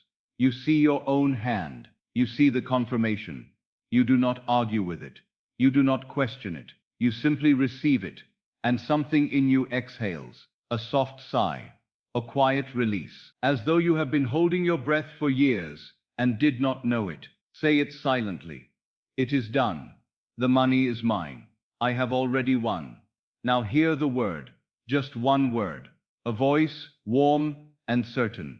Congratulations. You hear it as real. You hear it, and you do not doubt the tone. You do not doubt the meaning. You accept it. And acceptance is the seed. You feel gratitude, not forced, not performed. Gratitude as the natural overflow of one who already has. Let gratitude be gentle. Let it be quiet. Let it be like a small lamp in the room of your heart. Before you buy, do not carry the struggle. Carry the feeling. Carry the end. Carry possession. Sleep in possession. Sleep in possession. Sleep in possession. Not because you are trying to escape reality, but because you are choosing reality. The outer world is yesterday's echo. The inner state is today's cause. So tonight you choose the cause. You choose relief. You choose certainty. You choose the calm dignity of one who has received. Say it silently. It is done. The money is mine. I have already won. If you are listening and your eyes are heavy, let them be heavy. If your limbs are tired, let them rest. You do not need to hold yourself rigid. You do not need to strain to remain awake. The deeper mind listens even as the surface fades. The deeper mind receives the feeling you carry. So let the feeling be the right one. Let it be relief. Let it be calm. Let it be the quiet joy of provision. Before you buy, remember, money is a symbol of state. So you go to the state. You do not worship the symbol. You do not bow before paper. You bow only before truth. And the truth is your own consciousness. Consciousness is the only reality. Everything else is a shadow. Say it silently. It is done. And now in your imaginal scene, let the bills be paid. You see a bill. You see the word paid stamped upon it. You feel nothing but ease. No dread. No tightening in the throat. No sinking feeling. Only ease. Only quiet satisfaction. And you find yourself smiling. Not because you are trying to smile, but because the state has changed. Feel it as done. Feel it as finished. Sleep in possession. Before you buy, do not rehearse what you do not want. Do not carry yesterday's failures into tonight's pillow. Do not carry old disappointments like sacred truths. They were only old states, and states can be left. So leave them now. Let them drop from your mind, as a coat drops from the shoulders when you step inside your home. Say it silently. It is done. The money is mine. I have already won. Let these words be a gentle lullaby, not repeated in fear, not repeated to force, only repeated when the mind wanders, only repeated to return you to the end. And each time you return, return to the feeling. The feeling is the seed. The feeling is the prayer. Your inner speech is your prayer. So let your inner speech be faithful. Let it be consistent. Let it be calm. Before you buy, you do not buy with trembling. You do not buy with panic. You do not buy with the inner cry, "Save me." You buy as one who has already been saved from the state of not having. You buy as one who is already provided for. You buy as one who remembers. Say it silently.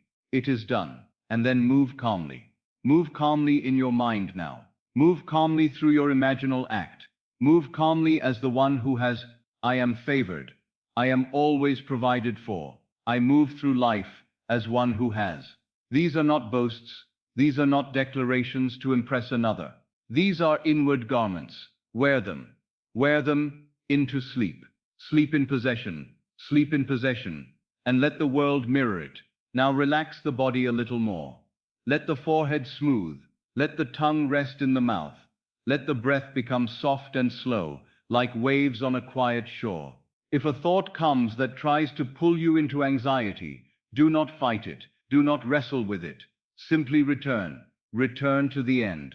Return to the little scene. Return to the relief. Say it silently. It is done. Feel the relief again. Let it wash through you. Let it soften the places in you that have been tense for years. This is not effort. This is surrender. Surrender into the fulfilled state. Before you buy, you claim the state. Before you buy, you accept the end. Before you buy, you sleep as the one who already has. Now imagine the morning after. Not the morning of doubt. Not the morning of anxious checking. But the morning of quiet confidence. You open your eyes and you feel steady. You feel the same calm you carried into sleep. You do not rush to prove it. You do not rush to measure it. You move through the morning as one who is favored. You move through the morning as one who is provided for. You move through the morning as one who has planted a seed and trusts the law of growth. Do not dig up the seed. Let it be. Let it grow. Let the bridge form. Let the bridge of incidents unfold in its own way. For you do not design the bridge. You only choose the end. You only choose the state. You only sleep in possession. Say it silently. It is done. The money is mine. I have already won. Now return again to the imaginal scene. You are holding the paper. You see the confirmation. You hear the word, "Congratulations." You feel the warmth of gratitude in your chest. You feel the stillness of completion. And as you feel it, you notice something subtle. The need to strain disappears. The need to worry disappears. Because the one who has received does not strain. The one who has received does not beg. The one who has received rests. So rest. Rest in the end. Rest in possession. Sleep in possession. If you have ever been tempted to say, "It is just luck," let that temptation pass. Luck is the name the ignorant give to law. Odds are the arithmetic of the crowd, but you are not living by the crowd. You are living by consciousness, and consciousness is the only reality. Say it silently. It is done. Now let the night carry you. Let the drowsiness deepen. Let the scene become softer and softer, like a candle fading into gentle darkness. You do not need to hold the image sharply. You only need to hold the feeling. Carry the feeling into sleep, not the struggle. Carry relief into sleep. Carry gratitude into sleep. Carry the calm certainty of possession into sleep. Let it be the last feeling you carry. If the mind asks, how will it happen? Do not answer. How is not your concern. How is the bridge? End is your concern.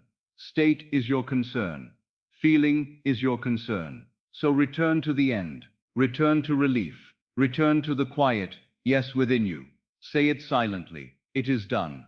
The money is mine. I have already won.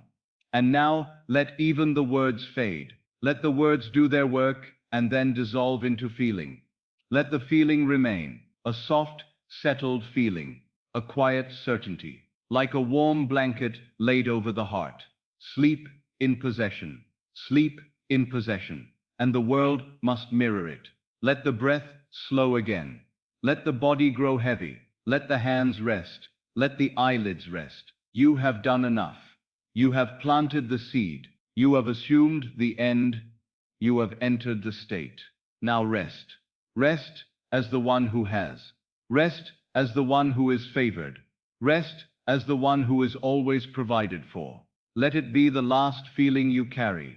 And now, as we pass from the sermon of the law into the practice of the law, I want you to feel the shift in me and in yourself. Up to this point, I have been placing the foundation beneath your feet, so that you may stand without wavering. I have spoken to you of state, of assumption, of the quiet doorway of sleep, of the danger of digging up the seed, of the bridge of incidents, and of the calm identity of the one who has already received. All of that was to bring you to this moment, where you no longer merely understand, but you do. For there comes a point when words must become an act, and the act is imaginal. The act is inward. The act is simple enough to be done by any man or woman, and yet powerful enough to change the course of a life. So now I will guide you, slowly and gently, into a visualization, not as a performance, not as entertainment, but as a living imaginal experience you can carry into sleep. If you are listening in the night, let your body remain at ease. Let your eyes be closed if they wish to close. Let your breathing be natural. Do not force anything. Do not strain to concentrate. You are not trying to do it right with tension. You are simply allowing yourself to experience an end. And if you are listening in the day, you may still do this. You may sit quietly for a few moments and feel it. But the true beauty of this practice is that it belongs to the night. It belongs to that gentle interval when the senses soften and the deeper mind becomes receptive. So allow yourself to be led as though you were already lying in bed, already halfway between waking and sleep. Now let me speak to you as though you and I are alone in a quiet room. I will not hurry you. I will not demand anything from you. I will simply guide you toward a single imaginal act, brief and vivid, and then I will leave you there so you may fall asleep in possession. Begin by noticing your breath, not to change it, only to notice it. Let it come in and let it go out. If your chest feels tight, allow it to soften. If your shoulders are raised, let them drop. If your forehead is tense, smooth it, as though you were gently brushing away the dust of the day. Now, in your mind, allow an image to form, not a long story, not a moving picture with many scenes, but one simple moment. You are sitting at a small table in your home. It may be the table you actually have, or it may be any table that feels natural to you. It does not matter. What matters is that you feel yourself there. Feel the chair beneath you. Feel the quiet of the room. The air is still. You are alone, or perhaps there is a sense that someone you love is nearby.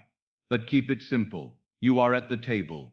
And now, on the table before you, there is an envelope. This is the winning envelope before sleep. It is not mystical. It is not glowing. It is ordinary. It is paper. Yet to you, it carries a meaning that changes everything. So do not imagine it as something dramatic. Imagine it as something normal, so normal that it feels believable. A plain envelope, perhaps slightly thick, resting on the table where your hand can reach it. Now reach for it in your imagination. Do not watch yourself from afar. Be in your own body. Feel your own hand extending. Feel your fingers touch the envelope. Feel the texture of paper beneath your fingertips. Perhaps it is smooth. Perhaps it has a faint roughness. Perhaps it is sealed, and you feel the slight resistance of the flap. And now, with calmness, you open it. You are not frantic. You are not frantic. You are not trembling. You are not begging the world for mercy. You are simply opening what is already yours, because you are the one who has received. You are the one who is favored. You are the one who has already won. So you open the envelope slowly. You slide your finger under the flap. You feel it give way. You lift it. And inside, there is a paper. Take it out. Feel it in your hand. Notice how real your hand feels. Notice how simple it is to feel paper in the hand. Notice how natural it is. The subconscious mind loves what is natural. It accepts what feels ordinary. So let this be ordinary. Let it be easy. Now look at the paper. Do not try to force your eyes. Simply see it. There are words upon it. Perhaps there is a number. Perhaps there is a number. Perhaps there is a notice that cannot be misunderstood. You do not need to see every letter clearly. You only need to feel what it means. And the moment you understand what it means, something happens in you. You exhale. It is a quiet exhale, like a long-held breath being released. You feel it leave your chest and your belly. You feel your body soften, and in that softness, you recognize the feeling you have been searching for: relief. Not excitement that makes you restless, but relief that makes you calm. Let the relief spread. Let it move through your shoulders. Let it move through your throat. Let it touch your face. Let it touch your eyes. And if your eyes wish to moisten, allow it. The body knows what freedom feels like. The body knows what relief feels like. Do not block it. Now, very softly, let a simple phrase rise within you, not as something you are trying to say, but as something that naturally comes when you have received. It is done. Do not say it loudly. Say it inwardly, as a whisper of fact, as a quiet recognition, as though you are not speaking to the world, but to yourself. It is done. And now, with that same calm certainty, let the next phrase come, like the next breath. The money is mine. Do you hear the difference when it is spoken from this state? Not as a wish, not as a hope, not as a reach into the future, but as possession, as reality, as something that is already settled. The money is mine. And now let the final phrase come, not as a boast, not as an attempt to convince, but as the simplest acknowledgement of what has already occurred in consciousness. I have already won. Now remain there, at the table, holding the paper. Do not rush away from the scene. This is the place you want to linger. This is the end. This is the state. This is possession. Feel the paper between your fingers. Feel the slight weight of it. Feel the calm that has entered you. Feel what it is like to be free, even if only for these few moments. Now, as you sit there, allow a second detail to enter gently. Perhaps you hear footsteps in another room. Perhaps someone you love comes near. Perhaps you hear a voice, soft, familiar, saying your name. Or perhaps you hear the simple word, congratulations, as though it is spoken naturally, not with shouting, but with warm certainty. If that word comes, receive it. Do not argue with it. Receive it as the one who has already received. And if you prefer, keep it even simpler. You say nothing outwardly at all. You simply sit with the paper, and you feel gratitude rising, like a quiet song. Not forced gratitude. Not gratitude as a trick to get more. Gratitude as the natural fragrance of the fulfilled desire. If gratitude is difficult at first, do not strain. Instead, return to the relief. Relief is easier than gratitude for many. Relief is the first wave. Gratitude often follows. So rest in the relief. And now I want you to repeat the scene, not as a long rehearsal, but as a gentle loop. 5 to 10 seconds. Again and again. The hand reaches. The envelope is opened, the paper is taken out, the meaning is understood. The exhale comes. The relief spreads. The quiet words rise. It is done. The money is mine. I have already won. Then, again, gently, the envelope, the paper. The exhale, the relief. Again. If your mind wanders, do not fight it. Do not scold yourself. Simply return to the envelope. Return to the paper. Return to the exhale. Return to relief. This is not effort. This is returning home.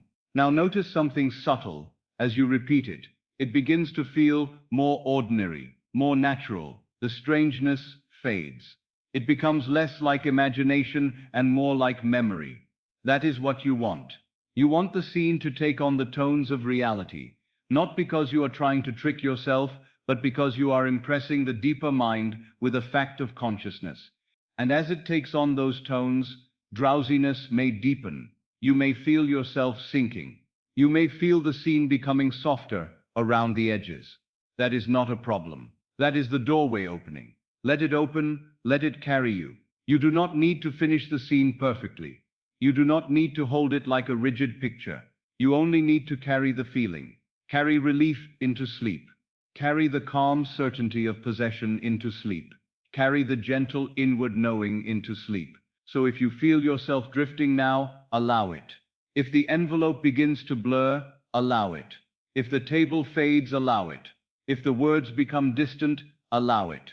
Let the feeling remain. Let the exhale remain. Let the calm remain. And in that calm, let this be the last thing you carry, the quiet inner statement of completion. It is done. Let it be like a final sigh, as you slip into sleep. The money is mine. Let it be like a warm blanket over the heart. I have already won. Let it be like the closing of a door. Now do not jump out of the state. Do not rush to check anything. Do not return to the old story. This is the seed. This is the planting. And once planted, it grows in secret. So tonight, if you will, fall asleep still, holding the paper in your hand, not physically, but inwardly. Fall asleep in that quiet certainty. Fall asleep as the one who has already opened the envelope. Fall asleep as the one who has already received the confirmation. Fall asleep in possession. And if you wake in the night, do not worry. Simply return to the envelope again. Briefly. Open it once more. Feel the exhale. Feel the relief. Whisper, it is done. And let sleep take you again. This is the winning envelope before sleep. It is simple enough for anyone. And because it is simple, it is powerful. If you persist in this without obsession, if you let it be natural, then the outer world, being only shadow, must in time reflect what you have so quietly accepted within. Now we move from the feeling of the envelope in your hand to something even quieter, and in many ways even more powerful. For there are nights when the mind grows tired of pictures, but it will still receive a sound. There are nights when the eyes of imagination feel heavy, but the ear of imagination remains awake. And so I will guide you into a scene that can be lived in complete darkness, with almost no effort, as though it were already happening while you rest. Let everything around you grow softer now. Let the room you are in become less important.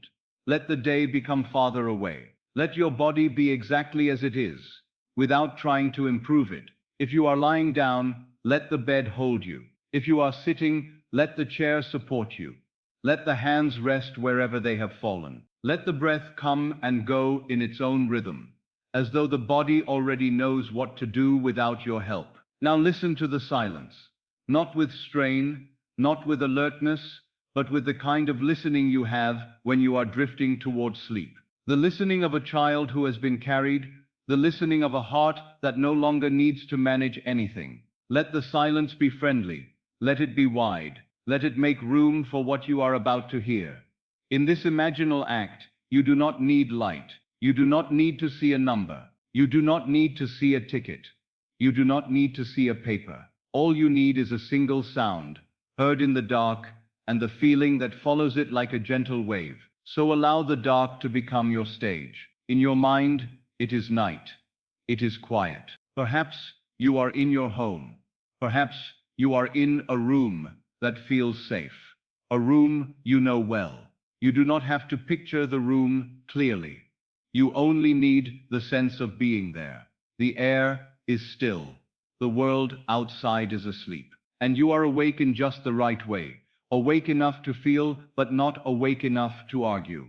Now in that darkness, imagine that someone is near you. You do not need to see them. You only need to sense their presence the way you sense someone near you in a darkened room. You feel it, you know it. You could reach out and touch them, but you do not need to.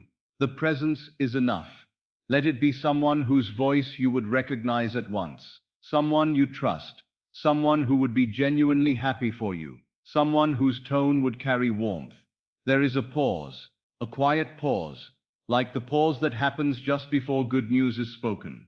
The dark is not empty now. It is full of expectancy, but not nervous expectancy. It is the expectancy of something already decided. And then you hear it, you hear your name, softly as though spoken close to you. Not shouted, not dramatic, just spoken with tenderness, with certainty, with a kind of smiling disbelief that is still calm. And then the voice says, very simply, congratulations, that is all. Let it land. Let it land without you rushing to explain it. Let it land without you trying to force excitement. Let it land the way a warm hand lands on your shoulder. Gently, firmly, real. Now notice what happens in your body when you hear that word. Notice what happens in your chest. Notice the breath. Often, the first response is an exhale. A long, quiet breath leaving you. As though you have been holding in tension without knowing it. Let the exhale happen. Let the shoulders soften. Let the face relax. Let the jaw unclench. Do you feel the difference between hearing congratulations as a hope and hearing it as a fact? In this scene, it is a fact. It is not a question. It is not a maybe. It is not, wouldn't it be nice? It is the voice of fulfillment, speaking from the end. And now, without turning this into a long story, let one small meaning appear in you. You do not need details. You do not need a newspaper. You do not need an announcement. You do not need to know how the world arranged itself. You only need the meaning that the word carries. You have won. It is done. The money is yours. And the most important thing is not that you say those words. The most important thing is that you feel what they would mean if they were true now. In this moment, in this dark. So let the feeling rise. Not forced, not acted, not theatrical. Let it rise, like warmth rises from a fire. What do you feel when you realize you have received? Relief, a deep relief that moves slowly through you like gentle water. A quiet joy that does not shout, but glows. A gratitude that does not strain, but blooms. You may find yourself smiling in the dark. Let it happen. You may find your eyes softening. You may feel the corners of the mouth lift without effort. This is the body responding to the state. This is natural. This is what you want. Now the voice in the dark speaks again, not repeating endlessly, but confirming in a way that makes it feel ordinary. Perhaps it says, I knew it would happen. Or perhaps it says, it finally came through. Or perhaps it says nothing more than a soft laugh of happiness, the kind of sound that someone makes when something wonderful has just been confirmed. You do not have to decide which. Let it be whatever feels most natural. And you, in the scene, respond simply. You do not shout, you do not make speeches. You respond the way a person responds when something is settled and real. You might whisper, thank you. You might whisper, it's done. You might not speak at all. Sometimes the most truthful response is silence, because the feeling says everything. Now in this darkness, let one small physical sensation appear. Not a complicated act, just a simple touch. Perhaps you feel the pressure of a hand, squeezing your hand, a gentle squeeze, warm and real. Or perhaps you feel an embrace. You do not need to imagine the whole body. You only need the sensation of arms around you, the warmth of it, the comfort of it. This touch is like a seal. It makes the scene feel real without any effort. And as you feel that touch, Hear the word again, once more softly, as though the voice is smiling in the dark. Congratulations. Now do not hurry away from it.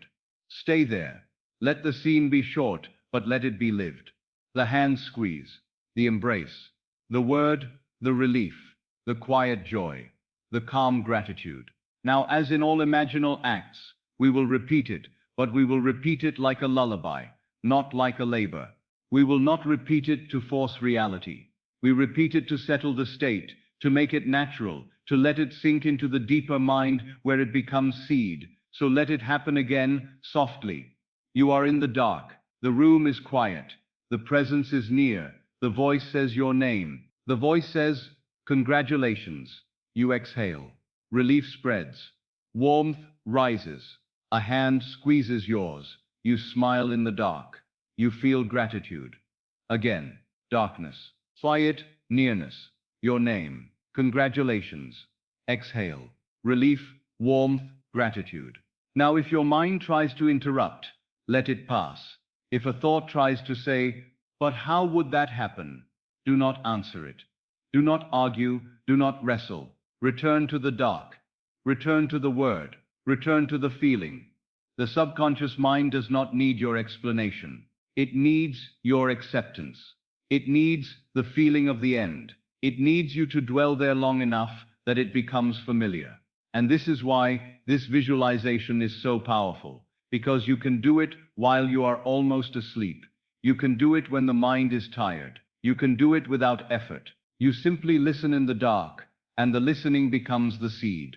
Now let me deepen it in a gentle way. Imagine that after the word congratulations, the voice adds one small phrase. Very simple, very natural, something that would only be spoken if it were already done. It's yours. Just that. It's yours. Hear it in the dark. Not loud, not dramatic, just spoken with certainty. And feel what happens when you hear those two words. It's yours. Your shoulders soften even more. The breath deepens. The mind becomes quiet, because the state of having is entering. Now you may notice something. The scene begins to feel like memory. It begins to feel like something that already happened. That is the tone you want. Not fantasy, not distant dreaming. Memory, when the imaginal act takes on the quality of memory, it has been received, it has been impressed, and now you can let sleep take you. But before we let sleep take you, I want you to add one more element, not as a detail to complicate, but as a feeling to complete the state. The feeling of safety. If money were truly yours, if the burden were lifted, if the future were no longer frightening, what would you feel? Safe, quietly safe. Not intoxicated, not wild. Safe, as though the world has softened, as though you can finally rest. So feel safety now. Let it be the undercurrent. Let it be the foundation beneath the relief. Let it be the warm ground under your feet. And if you can feel safety, you have touched the true state of wealth. For wealth is not only the possession of currency. Wealth is the absence of fear. Wealth is the ease of provision. Wealth is the calm certainty that life supports you. So in this darkness, in this simple imaginal act, let that be true. Now let the word congratulations come again, but this time do not even try to hold the scene. Let it drift like a feather. Let it come and go. Let it be heard as you are slipping. Let it fade into feeling. Congratulations. And you do not chase it. You do not grab it. You let it pass into you and become you. Because the goal is not to hear a word. The goal is to become the one for whom that word is natural. Now perhaps your mind says, but I have heard such things before and nothing changed. Then hear me gently. The law does not respond to hearing alone. It responds to what you accept as true. Many hear and then immediately return to their old inner speech. They hear, congratulations. And then in the daylight, they whisper to themselves, nothing ever works for me. They dig up the seed, but you will not do that. You will plant and you will leave it. You will hear the word in the dark. You will feel the relief, and you will let that relief be the last feeling you carry. You will not interrogate the night. You will not argue with sleep. You will simply rest. Now we repeat once more. Slowly, gently. Darkness. quiet, nearness. Your name, congratulations. A hand squeezes yours, relief, warmth, safety, gratitude. And now very softly, let your own inward voice answer, not with strain, but with calm completion. It is done. Let those words be almost like a sigh. It is done. And if you wish, let the next phrase follow like a second sigh. The money is mine. And if you wish, let the last phrase follow like a door, closing. I have already won. Now stop. Do not repeat again unless you feel you need it. Do not turn this into labor. Let the feeling be enough. Let the state be enough. If drowsiness is heavy now, let it be heavy. If your body is sinking, let it sink. If thoughts are drifting, let them drift. You do not need to hold anything now. You have carried the end into the borderland. You have heard the word. You have accepted the meaning. You have felt the relief. The seed is planted. And if you wake later in the night, do not be troubled. Do not sit up and worry. Simply return for a moment to the darkness and hear it again, like a soft whisper. Congratulations. Feel the exhale. Feel the relief. Feel the safety. And let sleep take you again. In time, the outer world will arrange its bridge, quietly, naturally, without announcing itself. And when the fulfillment comes, it will come dressed in the ordinary, and you will recognize it as the echo of what you heard in the dark. So let this be your practice. When the day is loud and the mind is restless, the night is your sanctuary. And in the sanctuary of the dark, you hear the end as though it has already happened, because in consciousness, it has. Now let it be the last feeling you carry. Relief, safety, calm, gratitude, and the soft word in the dark that seals it all. Congratulations. Let us go now into a scene that is so gentle, so ordinary, and yet so powerful that many overlook it. For there are people who think they must imagine the grand moment, the announcement, the spectacle, the numbers, the crowds. But the deeper mind is not impressed by spectacle. It is impressed by reality. And reality for you is always feeling. If you can feel the relief of being free, the outer world must produce the facts that match that relief. And so this imaginal act is not about drama, it is about quiet completion. If you are listening in the night, allow the body to rest exactly as it is. Let the bed carry you. Let the limbs be heavy. Let the breath be slow, as though it is already drifting into sleep. If you are listening in the day, you may still do this, but do it softly. This is a scene meant for the night, for the drowsy borderland, where the senses quiet and the deeper mind receives without argument. Begin by letting the day fall away. You do not need to solve anything tonight. You do not need to hold the world together with your mind. Let the shoulders soften. Let the hands relax. Let the forehead smooth. Let the tongue rest in the mouth. And as you breathe out, imagine that you are releasing the weight of worry with the breath itself, as though each exhale is a small surrender. Now in your imagination, you are in your home. It is quiet, the light is soft, perhaps the light of late afternoon, or perhaps the lamp is low. Do not try to make it perfect. Let it be natural. Let it be the kind of quiet you have when the world is no longer demanding answers from you. You are sitting at a table. It is a simple table. You can feel the chair beneath you. You can feel your feet on the floor. You can feel the stillness in the room, and on the table before you, there is a small stack of papers. These papers represent what has weighed upon you. They are the bills, the accounts, the notices, the obligations, whatever form your mind associates with money pressure. Do not fear them in this scene. In this scene, they have no power to threaten you. In this scene, they are about to become proof of your freedom. Look at the stack gently. You do not need to read every line. You do not need details. You only need to know what they represent. They represent the old burden. Now in this imaginal act, you are not worried. You are not counting what you do not have. You are not asking how it will be done. You are in the end. You are in the state of already having received, so the feeling in you is calm. It is the calm of completion, the calm of one who has already been provided for. Now take the first paper from the stack. Feel it between your fingers. Notice the simple texture of it. Notice how easy it is to feel paper, how natural it is. The deeper mind loves what is natural. It receives what feels ordinary. So let the scene be ordinary. As you hold the paper, you see a simple stamp. The stamp is bold and clear, paid in full. Do not rush past that. Let your mind rest on those words. Let your eyes of imagination linger. Paid in full, not partially, not someday, not slowly. Paid in full. Now notice what happens in your body as you see it. There is a release. Perhaps it begins in the chest. Perhaps it begins in the belly. Perhaps it begins in the throat. But it begins.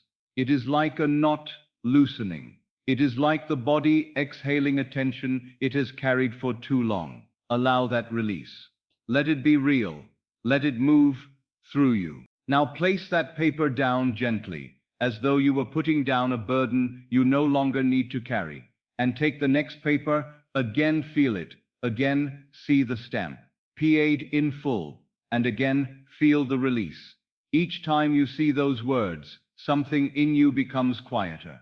The mind becomes less urgent. The heart becomes more steady. The breath becomes deeper. Continue softly, one paper at a time. You do not need to hurry. You are not racing. You are savoring the end. Paid in full. Each time, let relief spread. Not excitement that keeps you awake, but relief that invites sleep. Now, if tears wish to come, let them come. Not tears of desperation, tears of release, tears of quiet gratitude. The body knows what freedom feels like. The body knows what it is to be unburdened. Let it respond. Now, as you move through the papers, you may notice something else. The papers become less frightening. They become neutral. They become evidence of a change that has already happened. They become witnesses to your new state.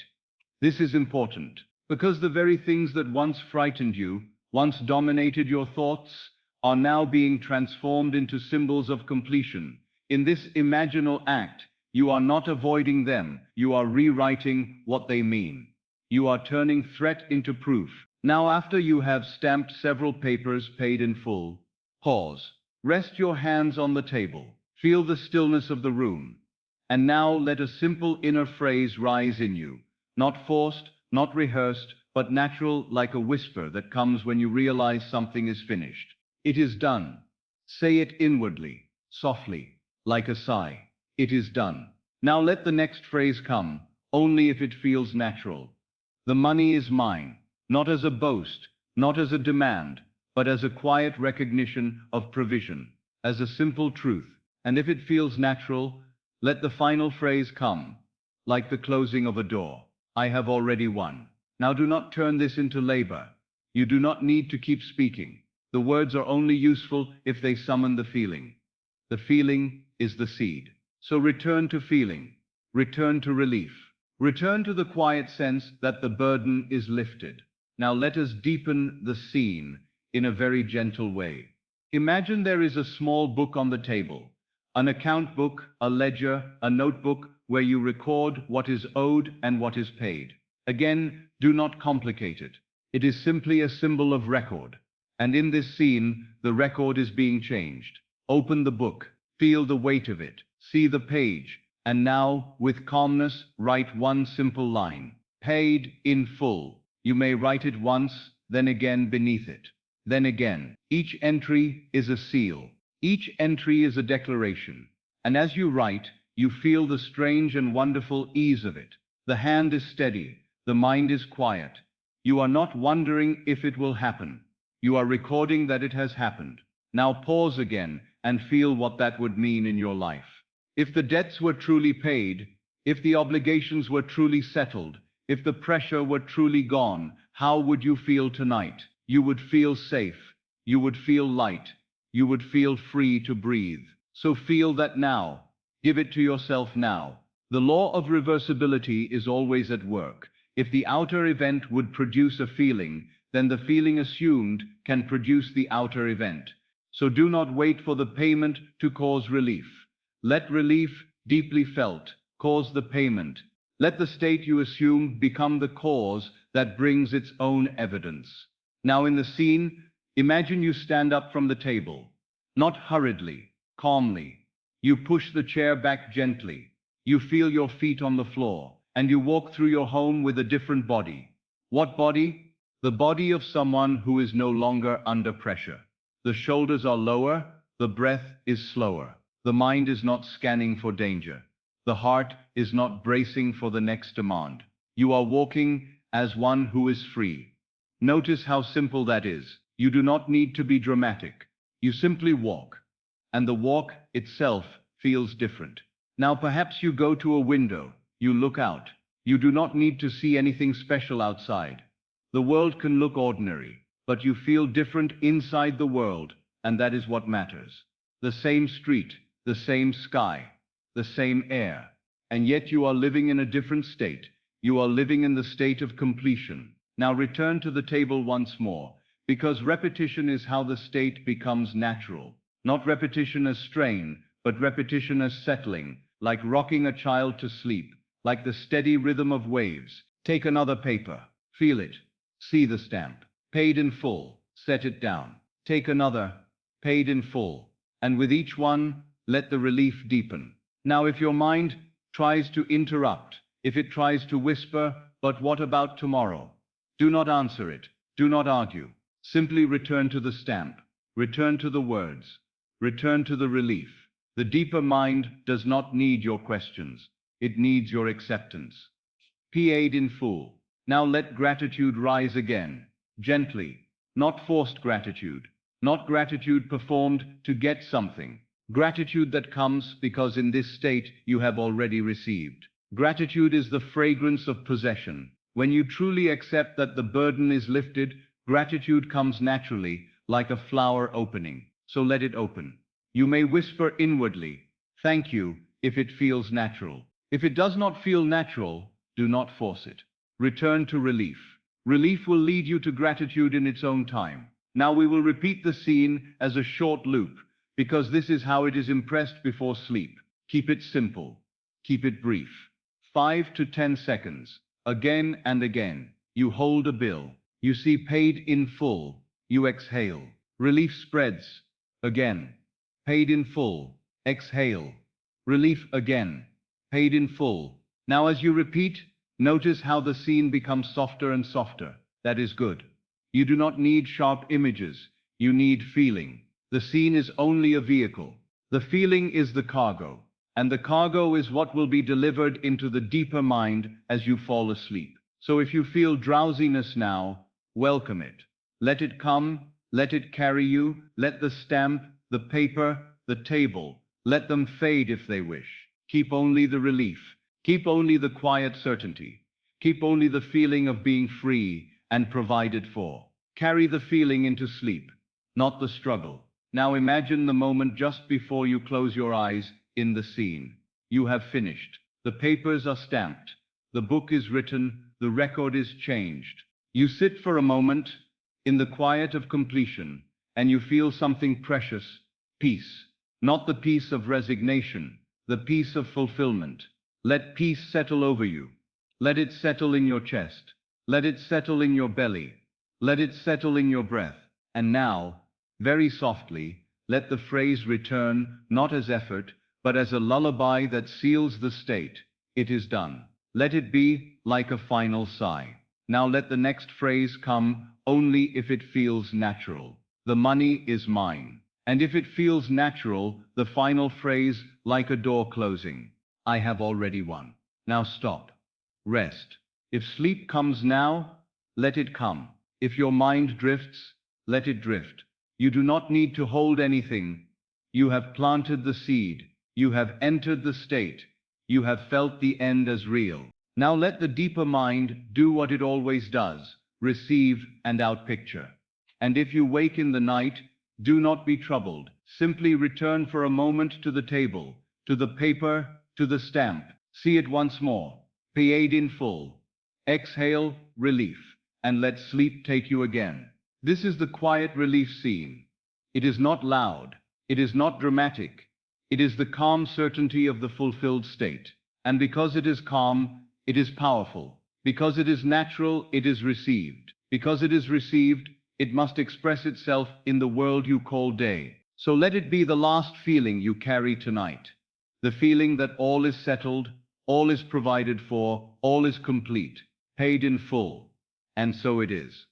Now, my friend, let me leave you in the only place where creation is truly finished, within. You have heard the law, and more importantly, you have felt it. You have entered the end. You have touched the relief. You have listened in the dark and heard the word of fulfillment.